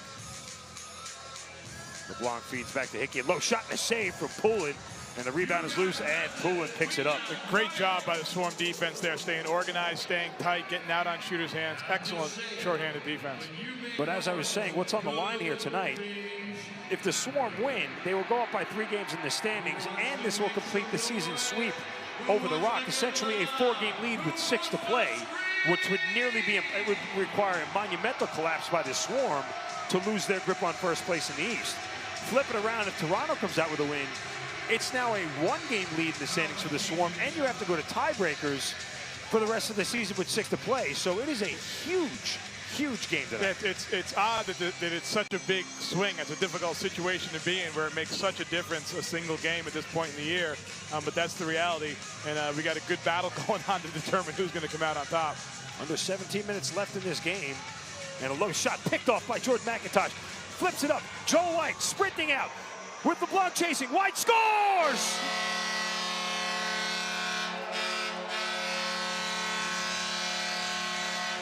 Short-handed goal for Joe White, his first of the year. So I tweeted before this game I was expecting big things from Jordan McIntosh and Joel White, but I mentioned Joel White as the defensive-minded transition guy. Here he picks up a goal for himself. He's had a great game thus far all over the floor.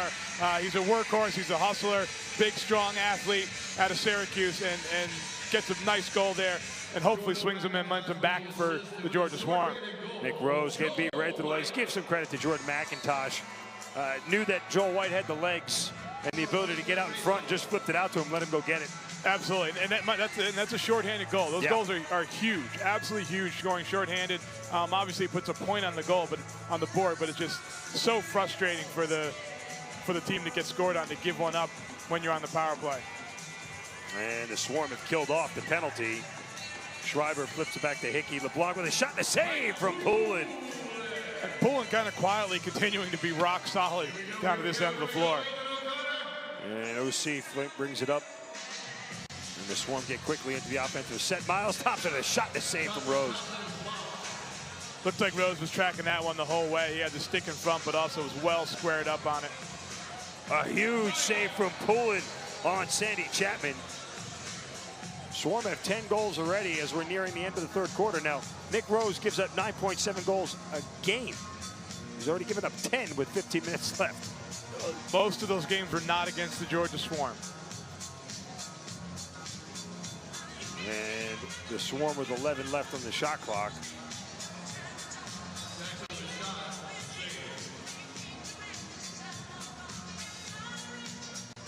So now Toronto will come out. There's about a 4-second difference between the game clock and the shot clock.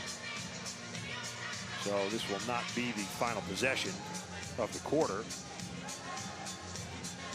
And the Rock can't connect on the pass. Have to reestablish their offense. Brannigan checks on Reinhold, who flips it into Hickey, who buries it and brings it back to a 2-goal game. Nice cut by Hickey, coming across relatively flat from the right-handed side, receiving the feed from up top. Real nice cut. Can't see who he beats there. Beats Mitch Belisle off ball. Really nice cut and a beautiful finish. Hickey with 4 tonight, now 29 on the season. A couple times tonight now, it's felt like the Swarm might have an opportunity to pull away, but Toronto's been right there, staying solid. Both the defensive end kind of getting themselves back under control each time, and ultimately always coming up with that big goal. McIntosh wins the faceoff, goes right towards the net, shoot, and a save from Rose. White gets the rebound, and the horn sounds. Great effort by McIntosh. Yeah, he looked like he left it all out there literally at the end of the quarter. We have 15 minutes left, and the Swarm lead by 2. We'll be back. You're watching Georgia Swarm Lacrosse on NLLTV.com.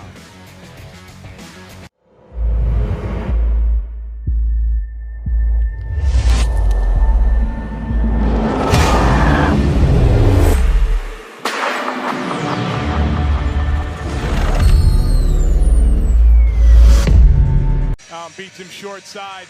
Was squared up with Brody Merrill in front of him. And the shot clock was expiring. There was about 3 seconds left when Stotts let that one go. I don't want to say chucking it at the net, but kind of chucking it at the net. But found a spot for it on the near pipe, and definitely was using Brody Merrill as a screen. So the Swarm back to a 3-goal lead. They've had this the 3rd time tonight they've had a 3-goal lead. Nothing bigger. But that's probably the exact way Eddie Como wanted to start the 4th quarter. And a low shot from Hickey scores. Hickey now with 5 tonight. Hickey using that bounce to get Poulin down low. Uses the bounce shot from out top, drops Poulin down, bounces it back up to the mid to upper portion of the goal.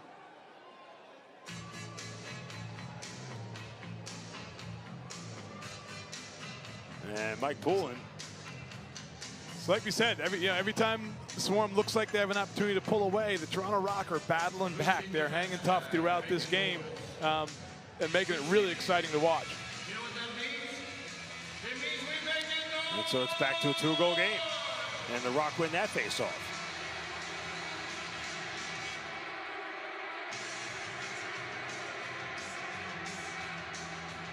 As this 4th quarter goes on, Brian, you're going to see every possession going to start to get bigger and bigger. Absolutely. Things just get tighter and tighter as that clock ticks down.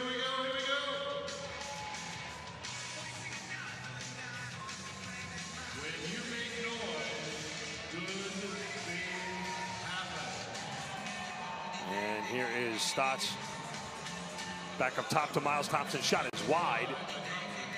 And the ball takes a sort of funny bounce back towards the cage, and the Rock get it.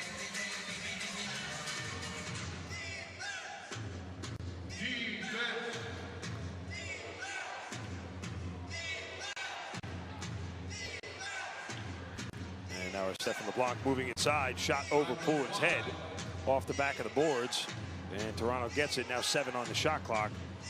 Evans looks inside, spins back, flips it over to Behrens, and he throws it on cage, and the Rock get the rebound. Evans feeds it across to Schreiber. Flips it back to LeBlanc. 17 to shoot. LeBlanc trying to back down. Schreiber back to LeBlanc for a shot, and he scores. Wow, solid defense for, I don't know, over a minute probably there. They played solid defense, and in the end, though, it was just a little bit too much and too much space on that outside shot, hands free. Just don't get there in time. The problem is that, Mike Poulin made the initial save on the first possession. The Swarm didn't get the rebound. Exactly. And that's why it seemed like they were down there forever. And that's the difference between, Mitch Blau getting there on that shot and not, Then in the beginning of the first offensive set, Mitch Blau gets there. At the end of the second or third one, it's tough to get back out on that shooter when the ball's moving.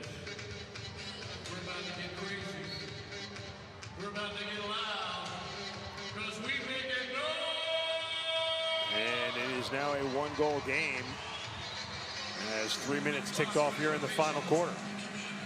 And Toronto once again wins a face-off, something that hasn't been happening for the first 3 quarters. All of a sudden, in the fourth quarter, is going their way. As we get a shot from Reinhold there that is deflected wide, and the rebound goes right back to Toronto. And finally corralled by Mike Poulin. And the Swarm will get a chance to have an offensive possession. It's the first face-off of the fourth quarter. A little bit of a wild behind the back pass there, I think off the mark.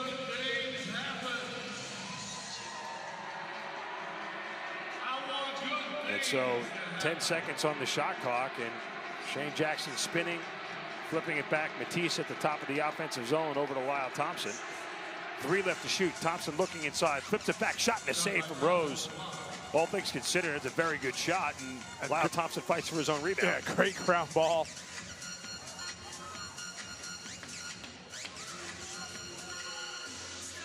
Lyle's so good at picking up loose balls one hand, and he's so strong that with that arm fully extended, he can get checked and still hold on to the ball.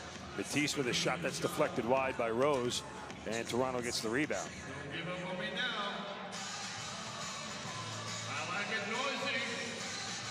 And here come Hostrauer, and Rock trying to get that loose ball rebound. Being fought for up against the boards as OC, and looks like Jason Noble there. Mitch Blau comes in to chip it. The Swarm are better off keeping it on the ground than picking it up with 2 seconds left in the shot clock. And now the Swarm will get a fresh offensive set.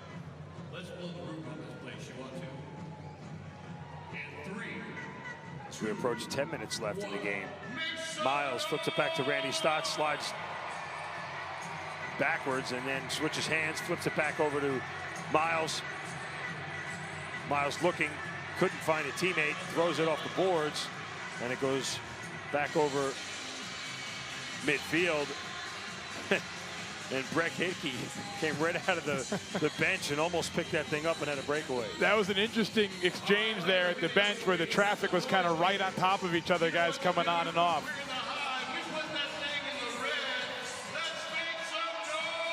And the 2 Rock players bump into each other. And here's McCardle. For a low shot from Schreiber and a save from Poulin. Rebound, thrown back, and Poulin saves it again. And we're going to get a timeout. We got a tight one here, 9:20 left. You're watching Georgia Swarm Lacrosse on NLLTV.com.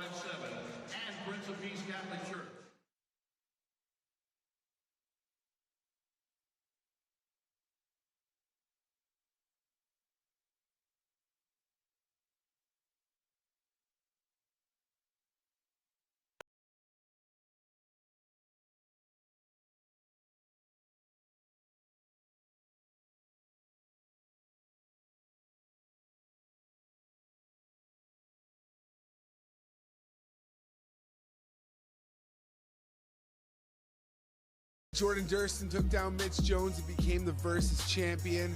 Mitch Jones is back. Let's take a look at the 2 plays. Durston picks up the loose ball, underhand, backhand, top, corner on Alex Bouquet. And here's Mitch Jones. What? Takes the pass, behind the back, on the run, top corner on Ty Belanger. One more look, the feed from Anthony Malcolm. Oh yeah, top corner for Mitch Jones. So fans, do you have Durston from the Vancouver Stealth, or do you have Mitch Jones, who's back for revenge from the Buffalo Bandits? Head to Twitter now. You know what to do. Cast your vote.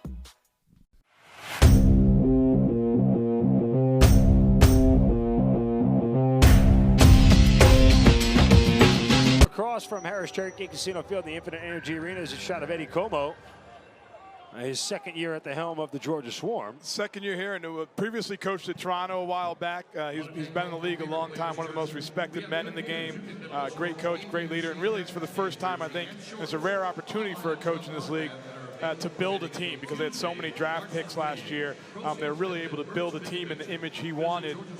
Had a good team last year and then even upgraded it this year with some trades, picking up a couple free agents, and I think he's really happy with what he's got. And it's a testament to his work along with John Alada, putting this great squad together and then coaching them up to play.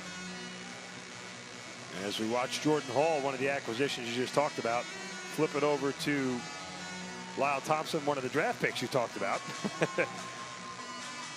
Now back to Hall for a shot that's deflected, never made it on cage. And it's picked up. Behrens flips it over to Brody Merrill.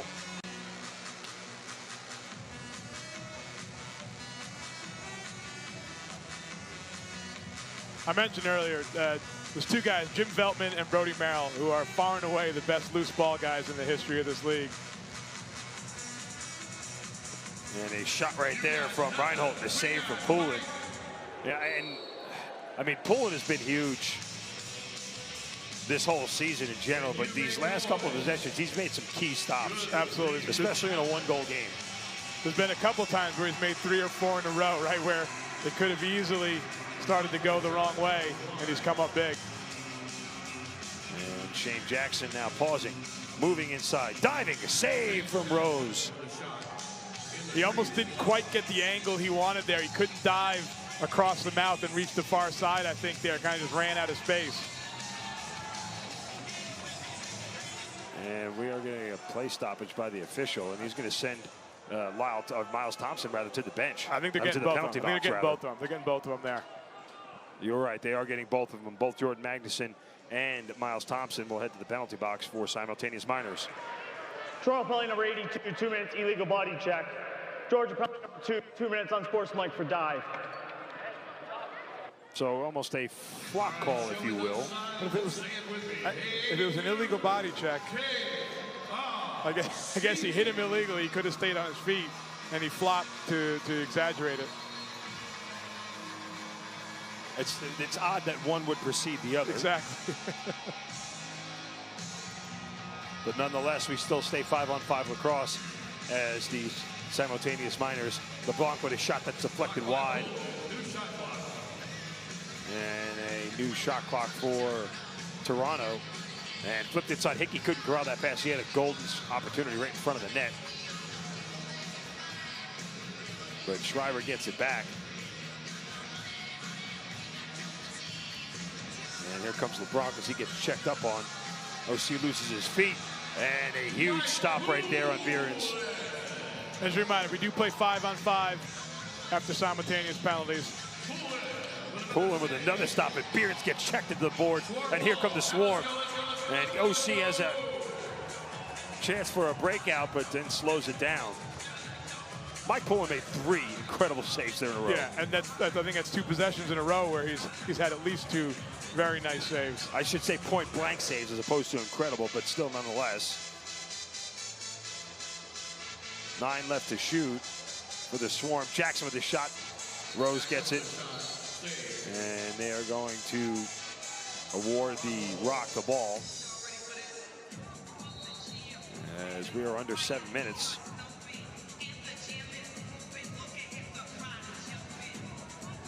You know, you get the feeling that the Swarm have not had a lot of scoring opportunities here in the 4th. And yet Toronto keeps putting it on cage and Poulin keeps coming up big. You wonder how long they can keep that up. As you mentioned before, the more scoring opportunities you have, more likely you already get one that goes in. As McIntosh with a good shot that is stopped by Rose right in front. And now McIntosh gets tangled up with Ostrauser. And here is Gamble in the offensive end.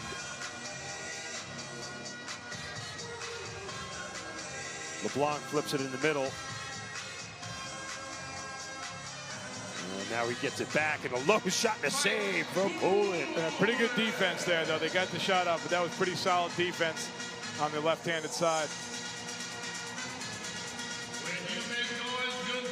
Yeah, I know Randy Stotts has 4 goals tonight to lead the Swarm, but So far, Poolin's got to be the guy, if you ask me, as this game continues to remain tight through this entire fourth quarter, under 6 to go. I mean, the way this has gone, you get a feeling that the Swarm score a goal. It feels like that lead might be insurmountable. And yet, if Toronto ties it up, it's a huge lift for them. Absolutely. And here's Sorensen with a save for Poulin again. As you said earlier, as we get in deeper into the fourth quarter, things are going to get tighter and tighter, and everything counts more and more. And Cole picks that up as we get a replay of the Swarm in the offensive end.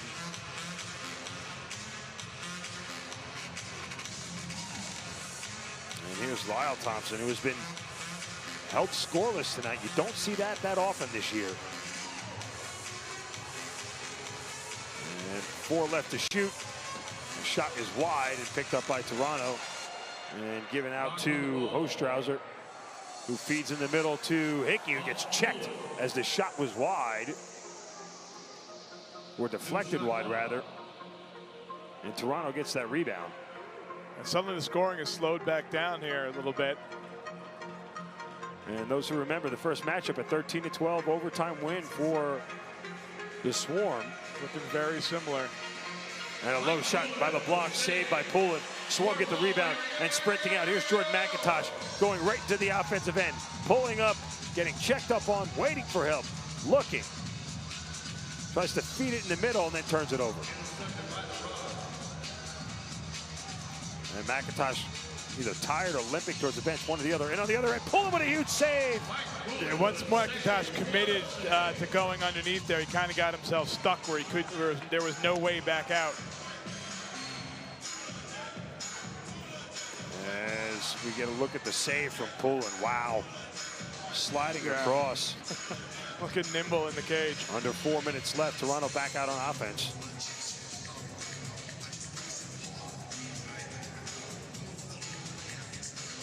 And LeBlanc coming around to screen for a shot. Save from Poulin. Another stop by Poulin. Back in the middle, and the pass goes over LeBlanc's head. Wow. Wow is right. I mean, that was unreal by Mike Poulin. Yeah, the first shot here from LeBlanc, save. The first one's nice. You have to move a lot of that one. This one getting back. Wow. Wow. Mike Poulin keeping the Swarm in the lead on NLLTV.com.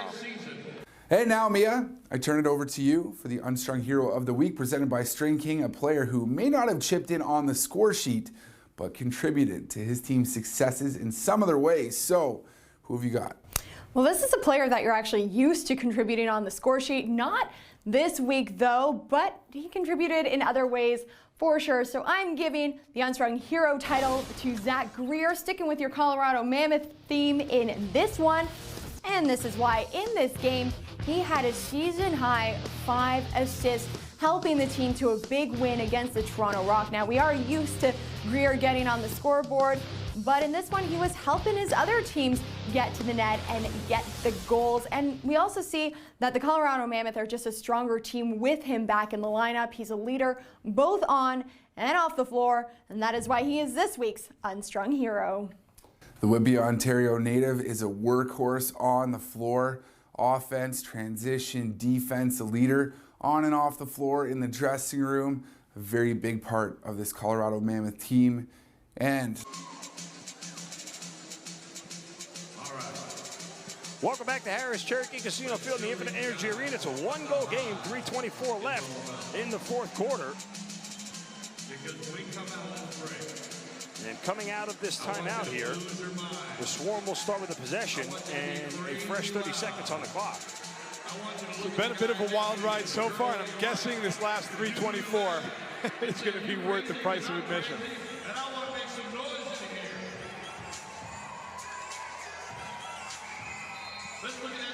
And Lyle Thompson feeds it across.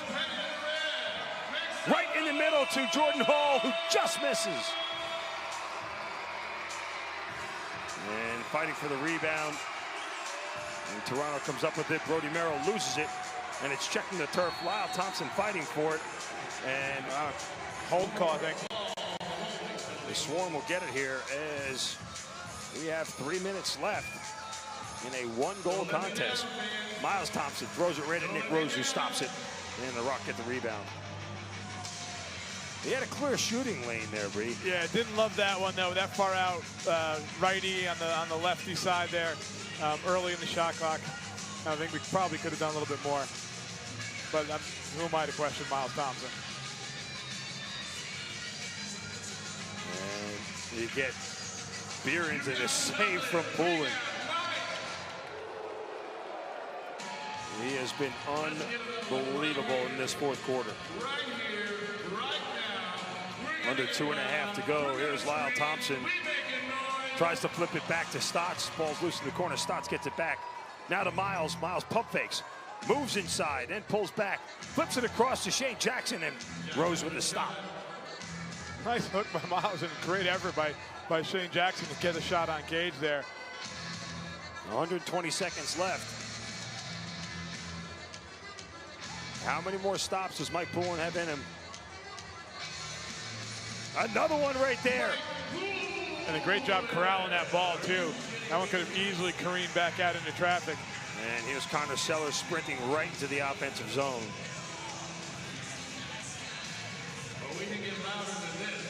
The Swarm have been an aggressive team all year. They've never played tentative.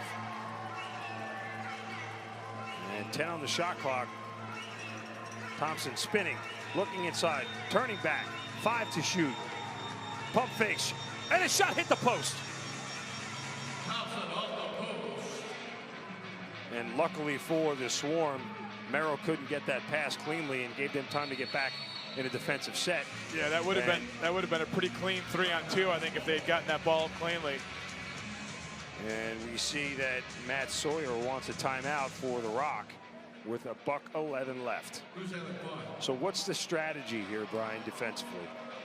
Defensively, they just got to try to keep their shape. You know, they've done the best when they've pressured a little bit, but gotten out on the shooter's hands definitively before they get the shots off, which I'm sure they're talking about right now. They got to get out on shooters' hands. For Toronto's gonna be interesting. They've used several different sets, ranging from 3 righties all the way down to 4 lefties and 1 righty with Schreiber handling the ball. I have to imagine that the ball's going to end up in Schreiber's stick here, Tommy Schreiber, that is, stick at some point in this set, with him probably not looking to be the shooter, but looking to create something and then move the ball to a shooter. So Toronto will have a full shot clock here. And you see Sean Ferris talking to the Swarm defense. Who's ready? Are you ready? I'll say it again, what's on the line? A Swarm victory gives them a 3-game lead in the standings with the season sweep over the Rock. And a Toronto win would close it to a 1-game lead for the Swarm with 6 to play.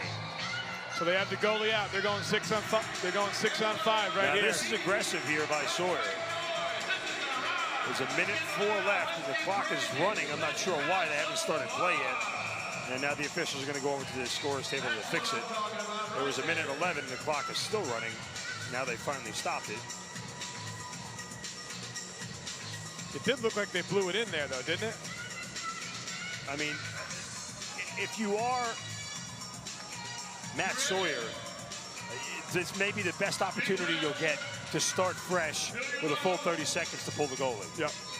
Given that there's only 71 seconds left. It is obviously risky, and that you could get another possession after this potentially. And they beat Poulin. Reed Reinhold gets the equalizer, and tough to blame Poulin for any of this. I mean, it's unfortunate he gives it up there, but still. Yeah, he's played great. This is a really good look at the cage. They get it down inside. Really kind of a defensive breakdown with 2 defenders stepping up and leaving him alone on the inside. You can see that defender coming. The defender that's coming there still had another man. That's Jason Noble coming across, but he had another man down low. The breakdown was in the middle of the floor. As disappointing as it is, there's still 1:02 left, and a very important face-off for Jordan McIntosh. Yeah, we're a long way from overtime at this point. As you see, you can see to the right of the screen, Reinhold cutting across, and nobody's there. And they had already given up on the 6 on 5. You could see on that screen, but they were already peeling back and giving up on the 6-on-5. Ready to put Nick Rose back in the cage. And all goals under 2 minutes are reviewed, so they're just double checking. The ruling on the field is confirmed. Good goal. Yeah, I'll go draw. Yeah. Little bonus information from the ref. He's going to go do the draw. All right, let's get ready for this face-off. And Jordan McIntosh, who's dominated on face-offs all night, needs a big one here. And throws it back, and it's right into the hands of Jesse Gamble.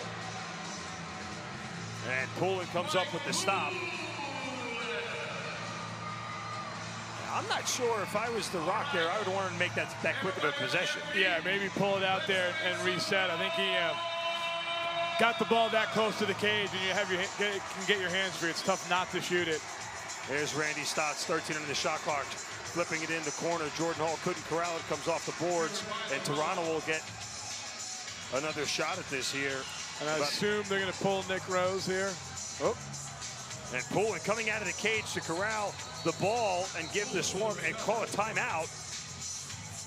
Wow, that is a gutsy move and by a bad Mike turnover by Toronto. Really, I mean, I don't think they were going to do much more than set up, pull the goalie, and play 6-on-5, and they turned it over in transition, just with sloppy passing, kind of rushing a little bit too much. They didn't have an odd man rush, right? It was the Swarm was getting back. It was going to be balanced, I think, in terms of numbers. But the turnover happens, and the Swarm have an opportunity here. Now we'll see if Eddie Como decides to pull Mike Poulin. I mean, that shot clock should reset because the Swarm are going to get a fresh possession. Yes, they should have a fresh third. So if the shot clock will go off, as a matter of fact. Yes. And now the Swarm will have 21.7 seconds, and we'll see if they start this possession with Mike Poulin on the bench.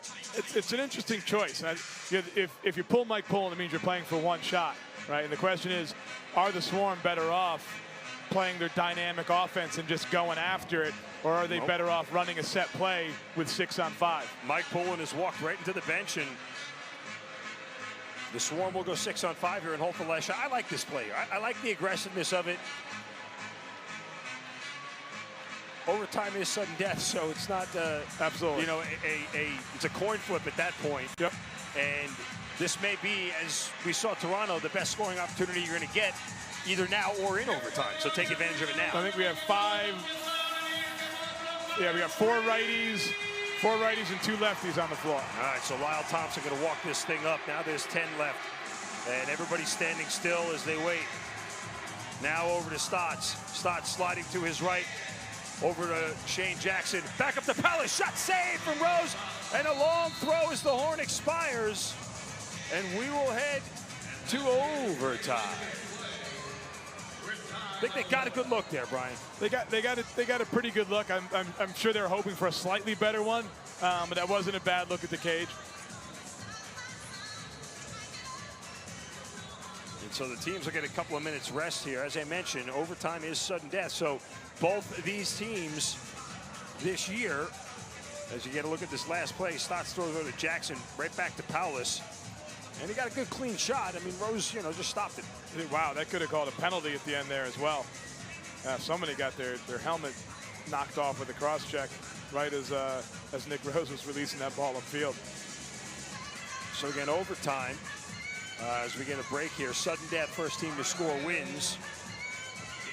So for me, that means the faceoff is huge, right? Yeah. They get the faceoff, they get that first possession, the first chance to score. The interesting thing will be to see what they do offensively. I would imagine they're going to try to get the ball hot, stay out of any kind of one-on-one situations. That's the Swarm. I think if Toronto gets the ball, they're much more likely to put the ball into somebody's stick and try to dodge a little bit to create something, create a situation, and then move the ball. The only other overtime game for the Swarm this year was against the Toronto Rock, a 13-12 win. Toronto has played 2 overtime games, lost both of them. One obviously to Georgia, the other to New England back on March 3rd. So you can see we can tell you again what's on the line here. Obviously a huge lead in the standings and in the division, one that would be nearly insurmountable for the Swarm, or they'll have a lot to worry about over the last 6 games. Coach Como was having a pretty detailed discussion there with the offensive guys about what he was looking for. And I'm sure it's about ball movement, about them getting the ball hot, getting Nick Rose moving around in the cage to create a good opportunity. So the game was tied at 2 after 1 quarter. Swarm had a 7-5 lead at halftime and a 10-7 lead at the end of the 3rd quarter. And it's funny because I remarked at the end of the 3rd quarter that Nick Rose gives up under 10 goals in the entire game, and the Swarm had 10 through the end of 3 quarters and holds them to 1 in the entire 4th quarter. Yeah. And it happened in the very beginning of the 4th quarter. Yes, it did. Yep. And really, this Mike Poland was huge in that 4th quarter. This could easily, this game could be over right now if Mike Poland hadn't really come up with some spectacular saves, including that one where he made the save, was kind of almost out of the goal and lunged back across to make the save. So you got to look at face-off circle there. Jordan McIntosh and Jordan Magnuson. And the McIntoshes owned the Magnuson all night long in the face-off circle. Yeah, Magnuson's only come up with a couple of key ones that you pointed out along the way there, but it's definitely been Jordan McIntosh's game at the center spot. And we have a fresh 15 minutes on the clock. And a win by the Swarm as Joel White picks it up and walks right towards the offensive zone.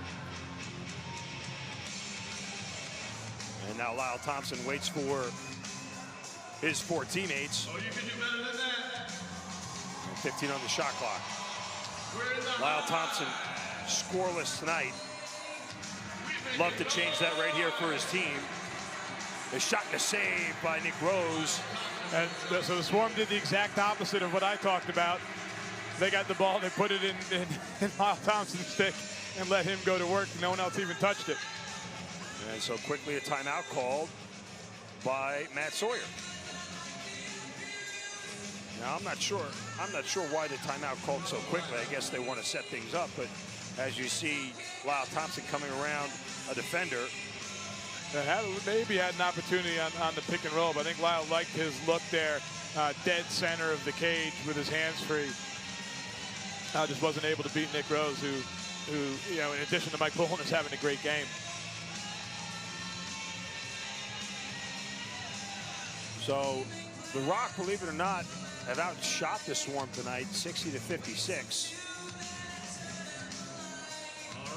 And a big ball, I would think, and I'm double checking my math in my head, but at halftime, the Swarm had a 10-shot advantage over the Rock. They had 31 shots at halftime and the Rock had 21. 21, yes, you're correct. So nearly 40 shots in the second half for Toronto. Yep. And here's Behrens. LeBlanc flips it right back in the middle, and Toronto scores. And that does it. Reed Reinhold scores the game winner for Toronto. And that was a very well executed play, Brian. Yeah, almost may have been a set play. Beautiful back cut there with the dodge from up top and then the back cut down low. And you can see Alex Krepensek just kind of hanging his head. Knew he got beat by his man there. Yeah, really well designed, but even more well executed out on the floor. And the Swarm suffer their first loss here at the Hive all season. And as you said, that they're still in good position. This just makes the route a little bit more difficult. Sure. So the Swarm will fall to 8-4, and the Rock will improve to 7-5. And 6 games left to go. These two teams will sprint towards the finish with the Swarm ahead in the lead. So a tough one here in overtime as the Swarm lose to the Toronto Rock 12-11. What a great matchup. I'd come out again tomorrow to watch those two teams play again. And the Swarm will be back here at the Hive next Saturday to take on the Colorado Rush. And so the Swarm still hanging on to first in the Eastern Division as the teams shake hands. Let's hear it for your Georgia Swarm. And Toronto's next matchup will be against the Vancouver Stealth tomorrow night. Back in Toronto. So a disappointing night for the Swarm here at the Hive. Nonetheless, an exciting game between the two. the Swarm fall to the Toronto Rock 12-11. So for Brian Silcott and the rest of our production crew here, I'm Mark Zinno. You've been watching Georgia Swarm Lacrosse on NLLTV.com.